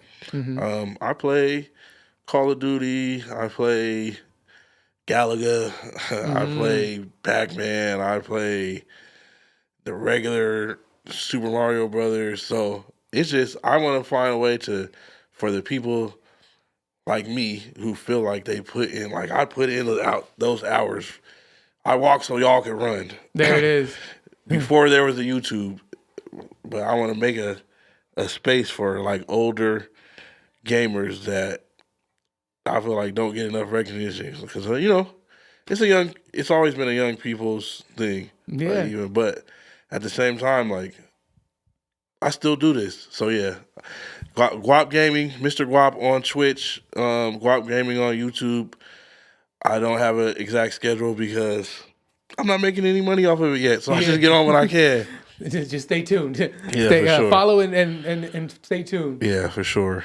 You know, speaking about, you know, streaming gaming has been a young person's game. Yeah. I heard from somebody that made so much sense about how these gamers are able to make money, is that usually they come from a wealthy background or a rich family background where their parents are providing everything and they can just play games for like 10 hours straight until they actually get on and start making their money, right? Man, I just wish. I just wish. Yeah, it doesn't take a lot of money to. You can like if you got an Xbox and maybe like you can get your parents to give you $250. You can. The barriers are so low now. Yeah. You But I can get mean on. like cuz like you have to be consistent, right? In Yeah, order for to get that. sure. So the way these streamers, these young streamers were able to do it is because they have no bills to pay.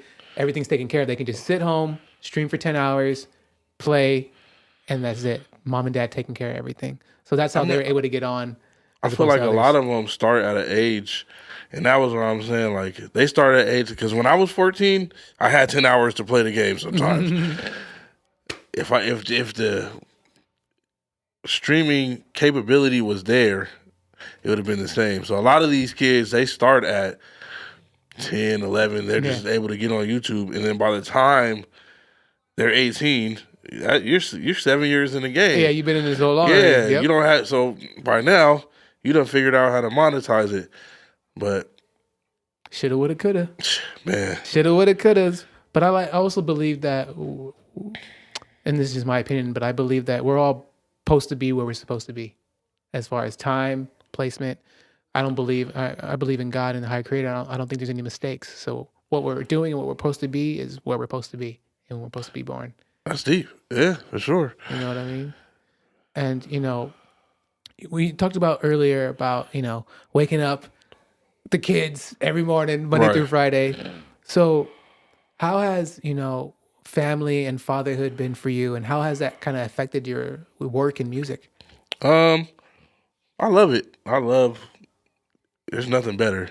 I mean, the only thing that would be better is just more money to have a bigger house in a nice neighborhood and be able to let the kids go ride the bikes out because my kids they ask about that all the time and I'm like it's different and sometimes I wonder is it different or am I just because I used to get up and ride my bike or roller skates or scooter through San Bernardino. Like I lived on the north end, I'd be down at the carousel, putting my bike on the rack and just walking through, even though I only had $20. Like, would I allow my daughter, one of my kids, that?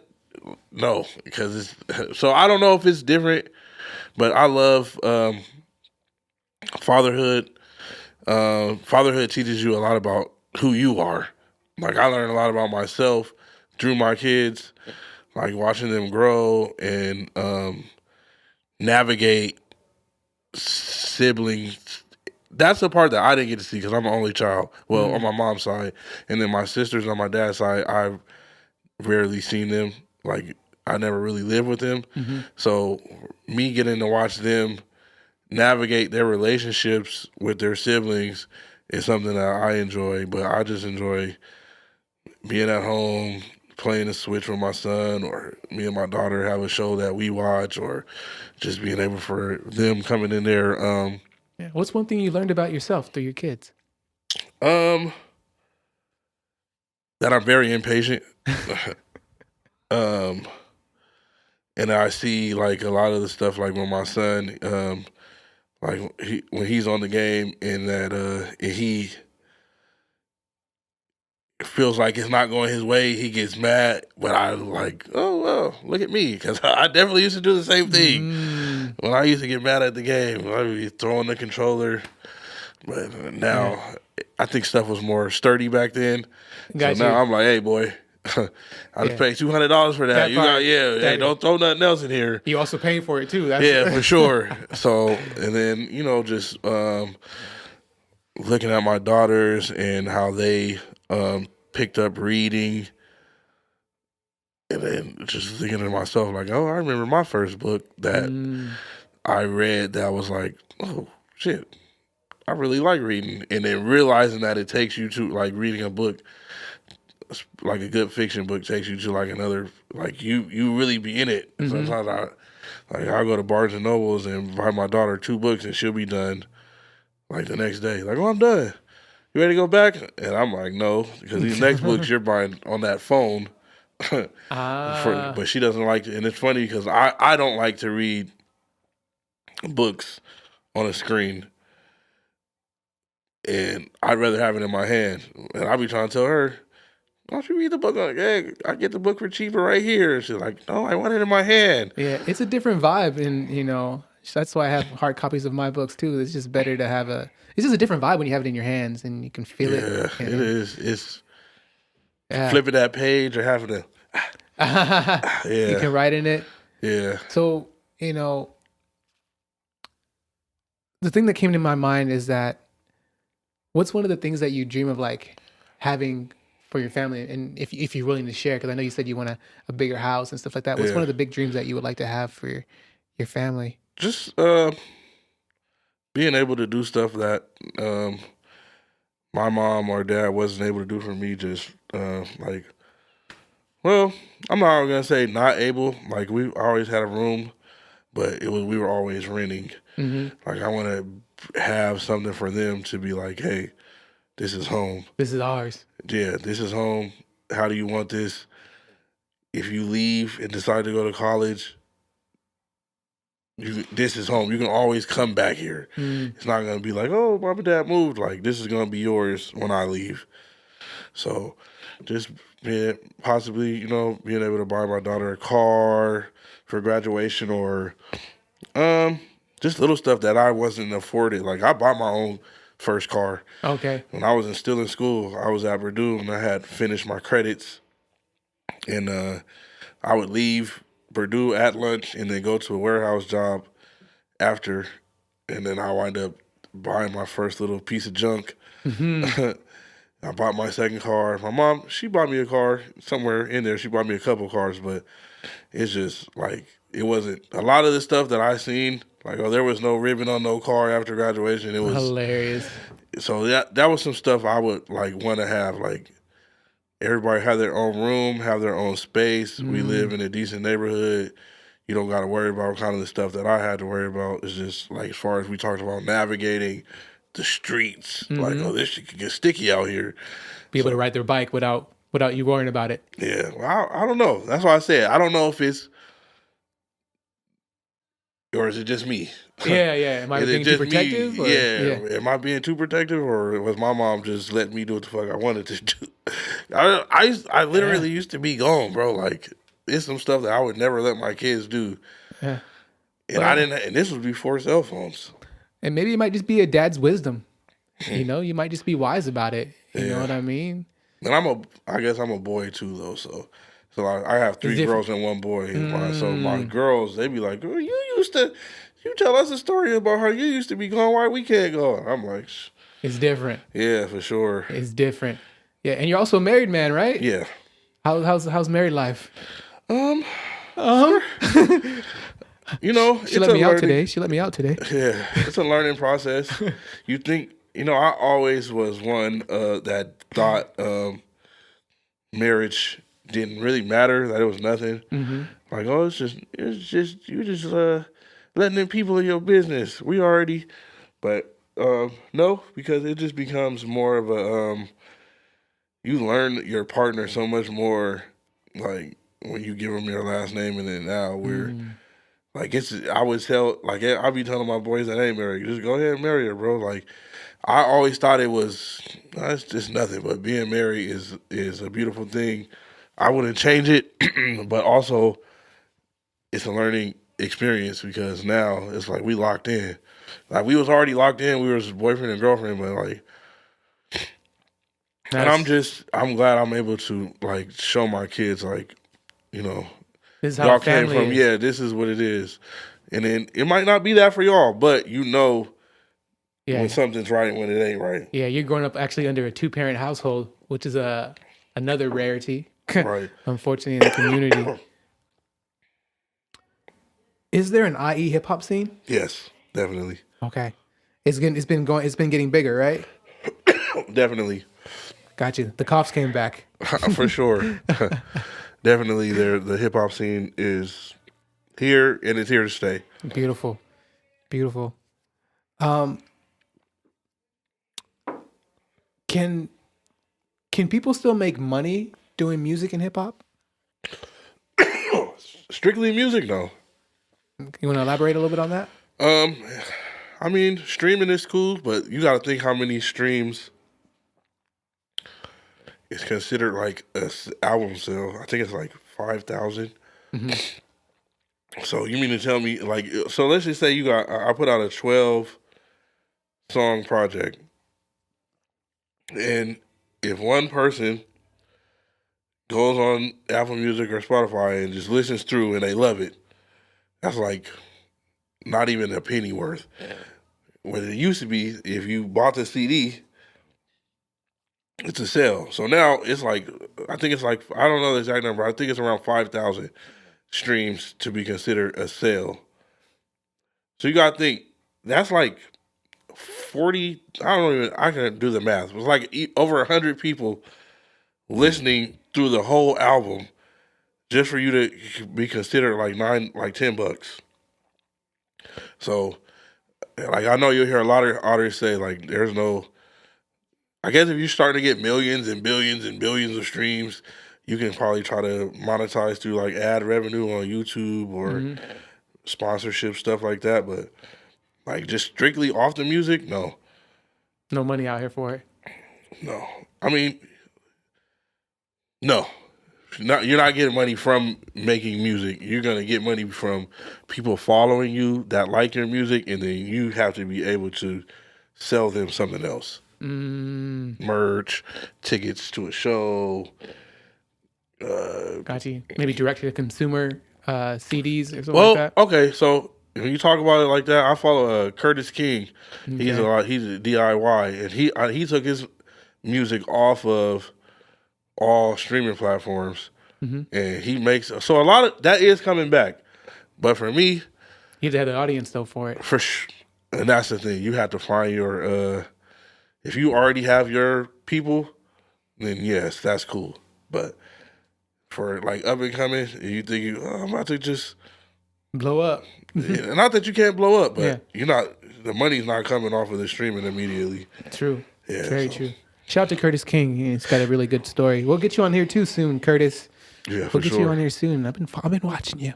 For sure. I don't have a DIYer. Yeah, we're gonna get you because I believe you're a San Bernardino native. Actually, you got a San Bernardino story, so we'll get you. Yeah. Even though the empire is worldwide, here. What else was I gonna say? Yeah, we're gonna have to ask this question. Are you a man of faith? I go back and forth about it. I do a lot of like researching, so I wouldn't say like I'm not a man of faith. I just don't believe in like religion. Gotcha, the religion. Do you believe there's a higher being? Yes, for sure, sure. I don't believe like I'm not into like the science of it, but there is a Almighty. This is not a coincidence. Okay. So it's just the thing that gets me is like I don't believe in one certain religion over another religion. Okay. Okay. So with that said, if you could ask the Creator, the Supreme Being, all knowing, one question, and He would answer you, what question would that be? Woo! He put a deep one out there. Jeez.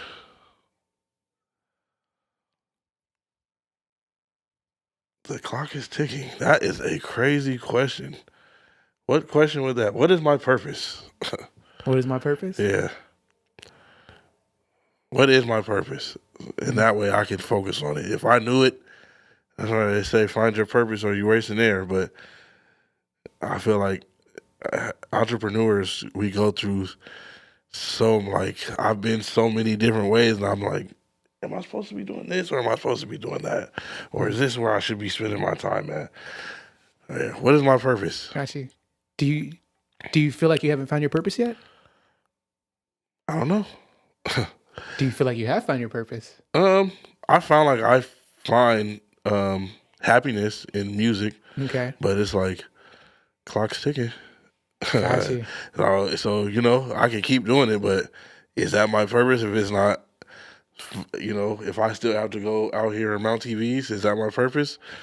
So, I'm into politics, so I talk to my dad a lot, and tell him like maybe after a couple more years I might run for city council or run for mayor because I'm into those kind of things. But is that what I'm supposed to be doing? I don't know. Gotcha. You know, I'm gonna give you my opinion, and I'm gonna give a shout out to Dr. Bailey. I was reading some of his books, which is in the shelves behind you, and he was talking about a person's mission in life, which is kind of related to your purpose, right? And it's something that not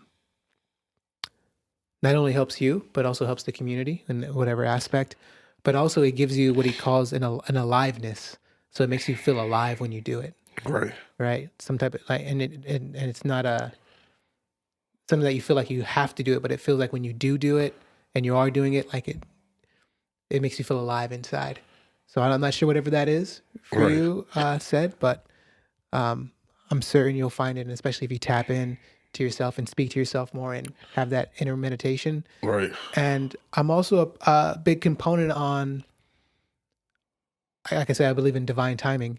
Maybe, because I also believe in multiple purposes. I believe people have multiple purposes, not just one, but you have several purposes. Right. So maybe one of your purposes, because I think it's also about what you're passionate about, right? Because your passion makes you feel good. So maybe that passion about politics and the community, maybe that is one of your purposes. Right. But you probably never know, like we talked about earlier, until you get your hands in that dirt. Yeah. And that'd be the thing. It seems so dirty out here as far as like the politics go. It's dirty everywhere. And shout out to Danny Tillman. Do you know who Danny Tillman is? We had him on the Empire. Shout out to you, Danny. And he talked about when he ran for Congress, what happened to him, about how he got blocked. Was it Congress? I thought he was running for mayor. He ran for mayor, but he ran for Congress. Okay. And he got blocked. Some people gave him a phone call and said, "Hey, don't run." See what I'm saying? Who are people? You know? But going back to like the higher being, and, you know, if you feel like you're doing God's work out here, the supreme being's work, you know, the work of positivity, sometimes, you know, what's the old saying? I'd rather stand for something than fall for nothing. For anything, yeah. Right? Definitely. You know what I mean? So that's another thing. That was deep. Phone call said, "Don't run."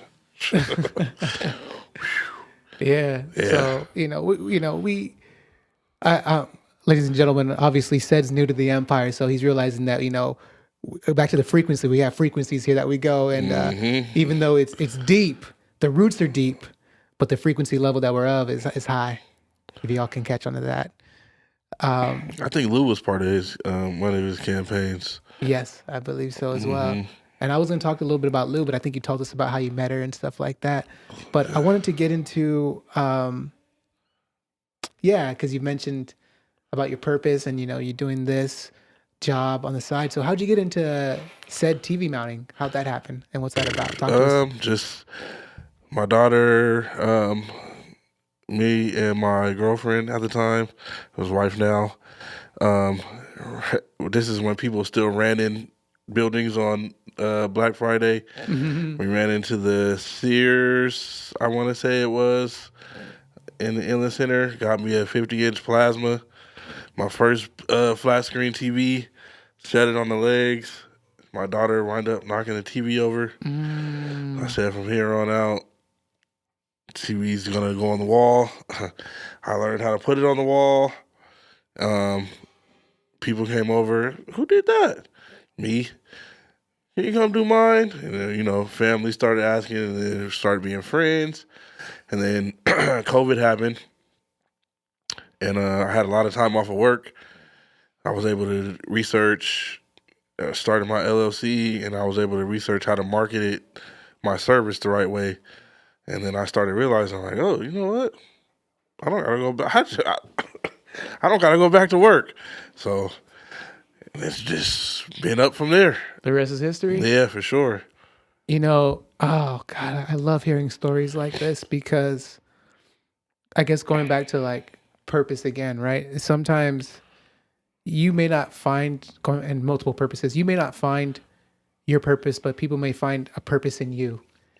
That's deep. Right? And so it's like, you know, I wasn't looking to start a TV mountain job or career or business. Right. But people kept on coming to me looking for this work and asking for me. And I was just like, well, I can supply the need. So why not I just supply the need that people are looking Yeah, for? for sure. You right? solve a problem. Yeah, right. And that's the whole thing about purpose is like, how can I help not only myself, but other people, right, with my purpose?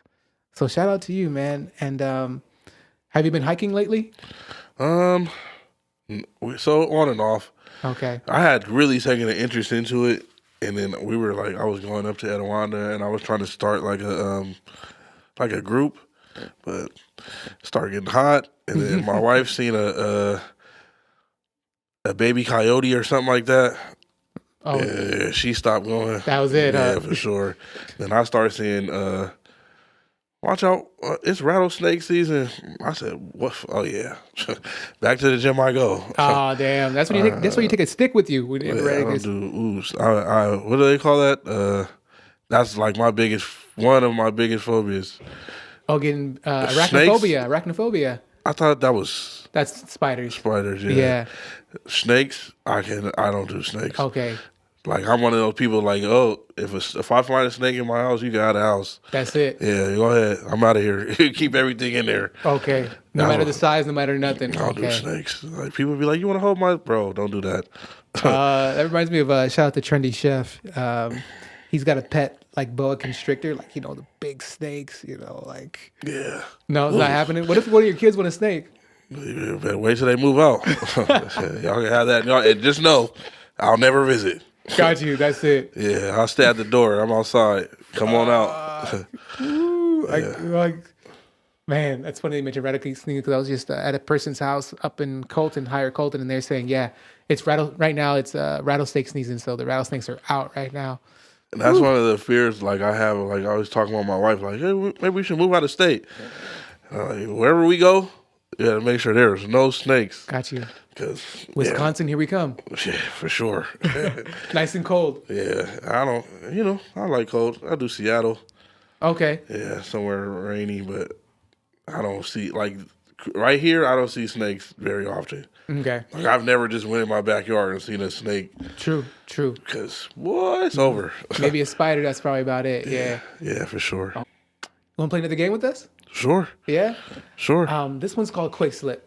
Okay. And how this works is that I give you a word, and I want the first thing that comes to your mouth come out. Okay. Make sense? Yep. You ready? Yeah. Quick Slip. Here we go.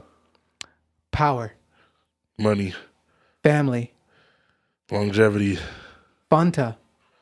soda, Ashy. Jergens, Ashley. Belvedere, Optimum. the best, Red Pill. Matrix, Organic. from the earth, Love. loyalty, Elder Scrolls. oblivion, Lionel Richie. funny. Passion. Oh, good one. Respect. Armstrong. What's just that? I have no Armstrong. That is funny. What's his name? Flex Armstrong? Was that the little guy? Okay, so I am right. Yeah. Got you. Mom. Oh man, complicated. Money. I need it. Wherever.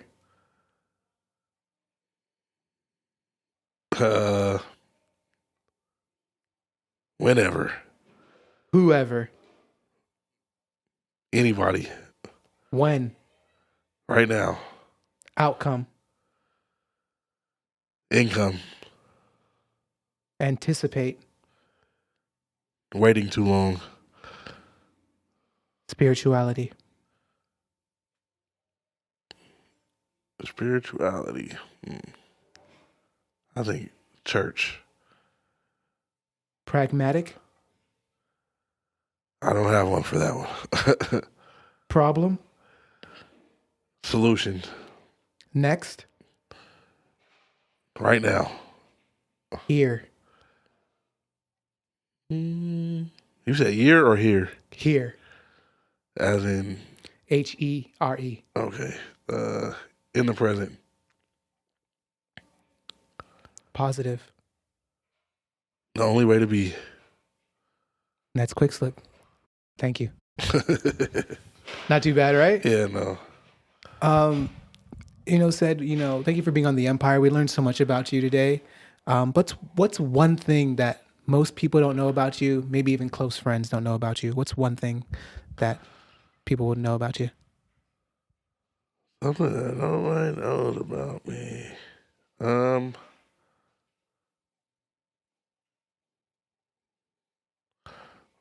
And it could be anything. Like, you actually like snakes. I definitely don't like Got you. snakes. Yeah. Creamy chicken top ramen is my favorite. Got you. Why is that? It's just better than the original chicken. Has more flavor. Okay. Yeah, that's my favorite top ramen. Everybody has their favorite. Some people like beef. Mm-hmm. Some people like chicken, oriental, shrimp, the creamy chicken flavor. Got you. Yeah. Shout out to you. So, just as out of love and concern, right, and care, I want to let you know that there has been studies, if you still eat top ramen, that's connected to cancer. Yeah, for sure. I mean, I think that's everything. You can walk in any building you walk into has a thing like chemicals in this building have been known to. So yeah, For sure. yeah. But one's purposely put in, and one's like I can't control walking outside and someone sprays chemicals and it hits my face. Yeah, I don't eat it like I used to. I grew up on it, so it's facts. Yeah, I grew up on it, so boy, I might be in trouble. That part, I used to tear up. I used to love it when my mom used to make hamburger helper. That was my shit. Man. Or tuna helper. I was like, yeah, mama made tuna helper. Yes. Yeah, for sure. I grew up on what? I remember one time. I know this is a sidebar. Go ahead. They had them for like I think they were like 5 cents a pack at Stater Brothers one time. The top ramen? What? Mm-hmm. I went in there and filled a basket up for $10. Like I'm set for 2 Went weeks. crazy. That was crazy. I should have never did that. Got you. Hey, sometimes you gotta get a little greedy with it, right? Sure, it was crazy. We was just throwing them in a basket. 5 cents. It's like don't even lie, don't even play, right? We went to the front. The lady was looking like, "Are y'all serious right now?" Like, yeah, are y'all serious? Yeah. 5 cents? Yeah, for sure. My own $10 too. Okay. Felt worthy, right? Like, yeah, for sure. No one touched my top ramen when I come home. Just write your name on every bag. Yeah, for sure. It was the big plastic bags too. Damn. That was a crazy time. Got you. Don't you love having those memories about childhood and stuff like that? Yeah, for sure. It's like, I'll take you back. And it's crazy because, and I'm pretty sure you probably feel the same. It's just like, man, that shit was like yesterday. Man, I was just somebody. I said 2010 was 15 years ago. That is crazy work. Yeah. I Weren't you on watched DJ Muda when you said that? Weren't you with DJ Muda when you said that? But he was. Yeah, it's crazy because I feel like they talk about the time matrix. I feel like these last 5 years have blown by since COVID. Mm-hmm. You gotta think, cause can you imagine? Like, even though that we're back outside now, it feels like what that was crazy. We really went through that a pandemic. We went from being outside and then to just stay in the house. Yeah, and now they're coming up with cases about people who took the shot or the pokey poke. And we won't get into that, but there's been some interesting things related to that. People falling out. Yeah. And I ain't gonna lie, I almost took it. I was close to taking it because I had COVID really bad where I was in the ICU. Really? You're in the ICU? Yeah, I went, and that was one of the scariest times of my life. I had it. Me and my wife caught it, and she started to bounce back, and I was still like, ugh. So she wound up taking me to St. Bernardine's, and mind you, this is a time when this is peak COVID. Everybody, what was that Omicron variant? Mm-hmm. So I walk into there, everybody in the ER has COVID. You could tell it's like something out of a movie. And the doctor, he came over and put the little thing on me. And out of all these people in here, he was like, "Oh, get him to the back right now." I said, "Oh my God, this is no." And the funny part is, I went in there and I was so mad because I went in there with dirty socks.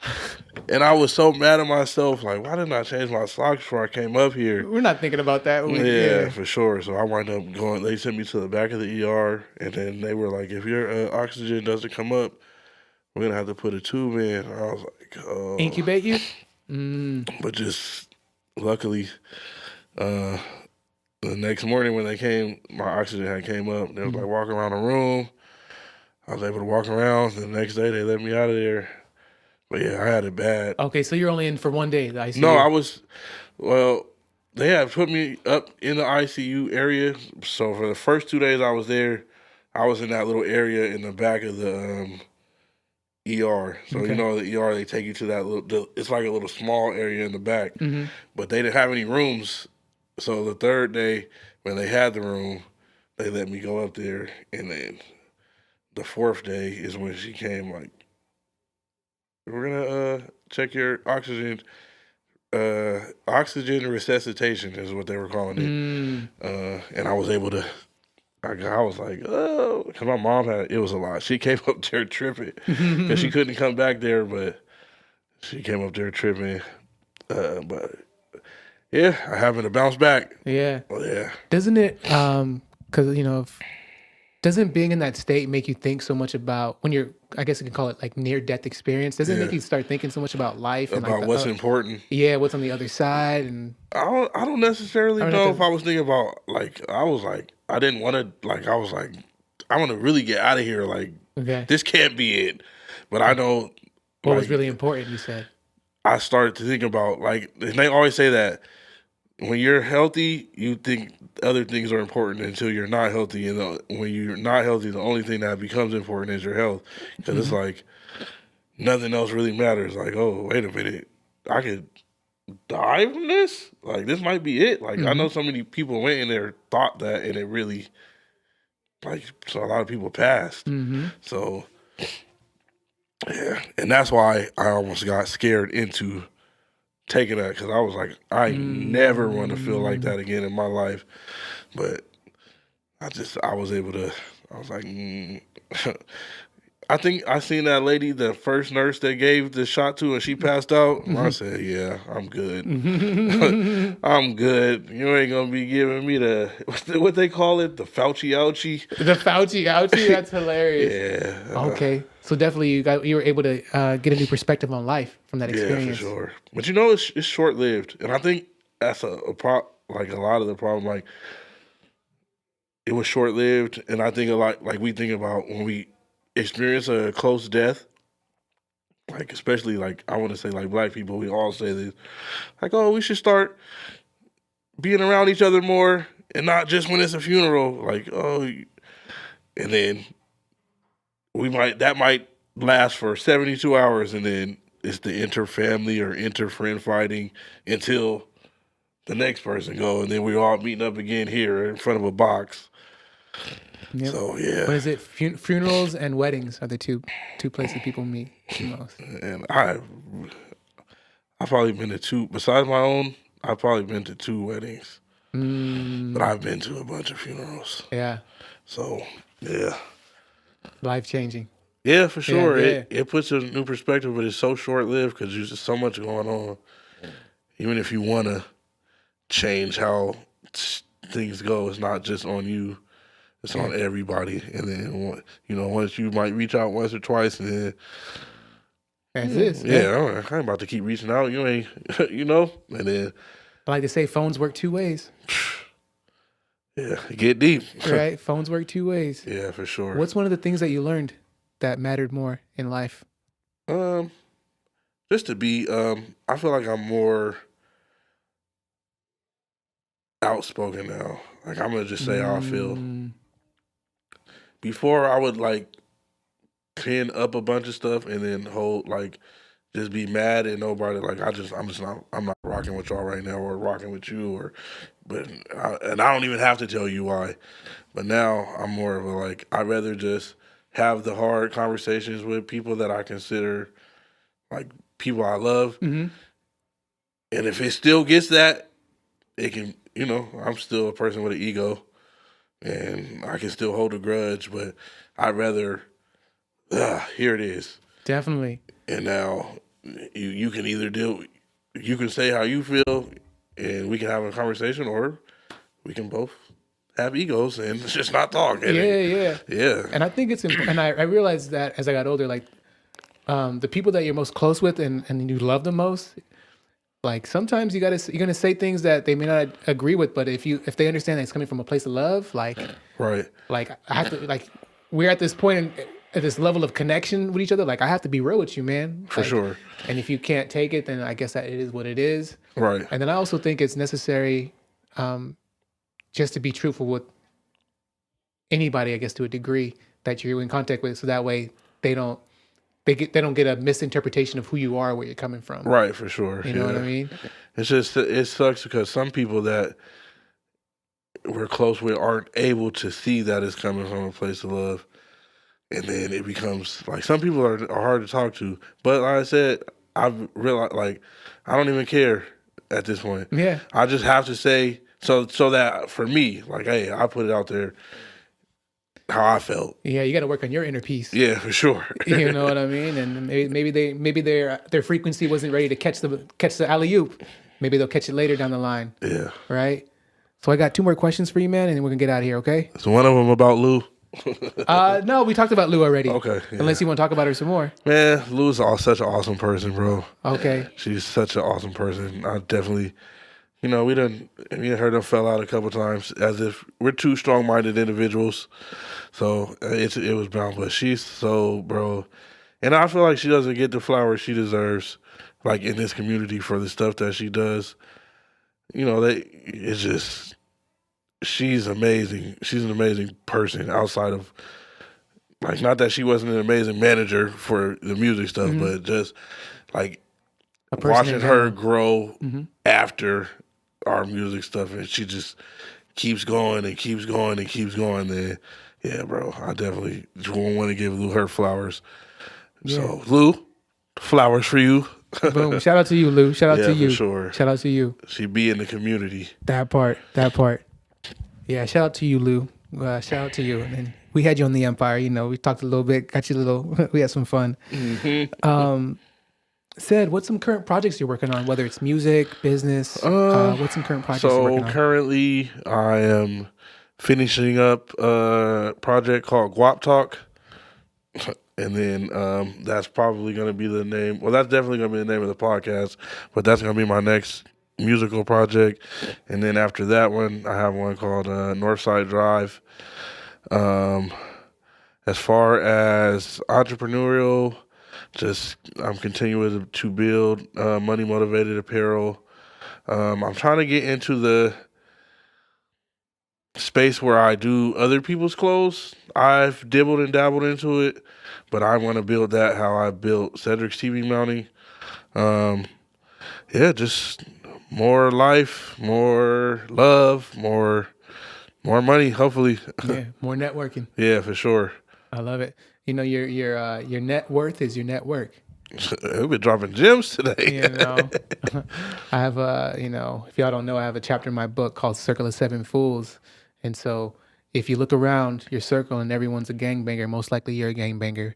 But if you look around your circle and everyone's a millionaire, most likely you're probably a millionaire as well. So make sure you have the right circle around you. Indeed. All right. Cedd, I want to thank you so much for being on the Empire, man. Mm-hmm. Let's say... Thank you for having me. Of course, bro. Of course, man. Let's say 100 years pass by. 250 years pass by. What would you like your empire to look like 250 years from now? Oh, man. 250 years, I would hope that the family name is still strong. Hopefully I was able to, if not be the one to create the wealth, the generational wealth, I was able to plant the seed to create the generational wealth in my family, so that they can go look in the book at my old crumbled up picture, like, great granddad said he started something. And then, like, maybe, something, a street in my name out here, or school, or some kind of, just something. I made enough impact to where people look back like, oh, he left this place better than what he found it. So, yeah, that's definitely what I would like to have in 100 years, 200 years. And maybe they can unfreeze me. Okay, like Walt Disney. Yeah, a little cryogenic freezing. Yeah. I don't know if I'd want that, but I mean, why not? It makes me think of Futurama, where like the head is like in a jar and like the body's like all Robert, for sure. like a robot. Yeah. Shout out to you, man. It's a cool empire. You know, when you talked about having a school named after you, I can kind of see that, like having a Cedd Elementary or something like that. Yeah, man. That'd be cool. That'll be dope. Yeah, Just man. to have that be like, oh yeah, where do you go? Cedd. Yeah, that would be dope though. I just, got to keep putting in the work. That's it, right? Yep. I remember hearing The Rock say that, basically, long story short, like everything that I got was by putting these hands to work, these callous hands to work, right? So yeah, or some people are given spoons, but some people put the work in. Some people put the work with the silver spoons, but everything needs to put that work in. Right, for sure. And so shout out to you, Cedd, for everything that you do, and shout out to your empire. I appreciate that, sir. Thank you again for being on the Empire, man.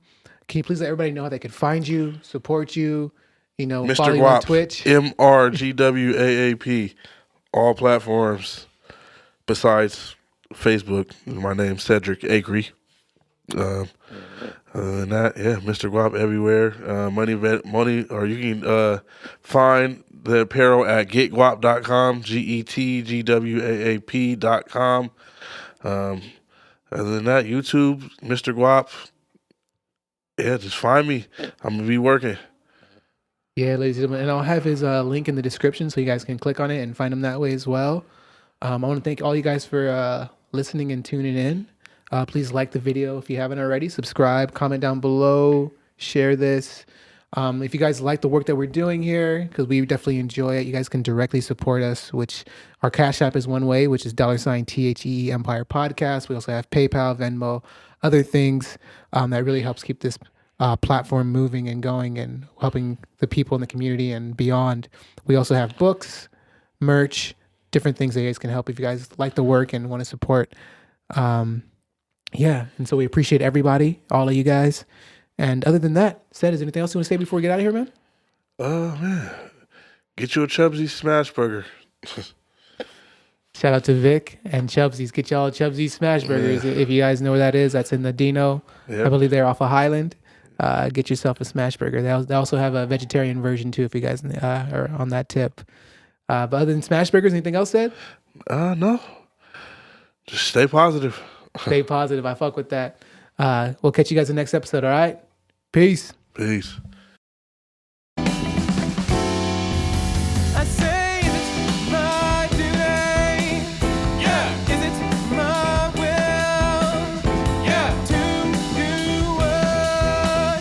Yeah. To do is right. I say. You do me a favor, can you turn that cup a little bit? Gotcha. There we go. Boom.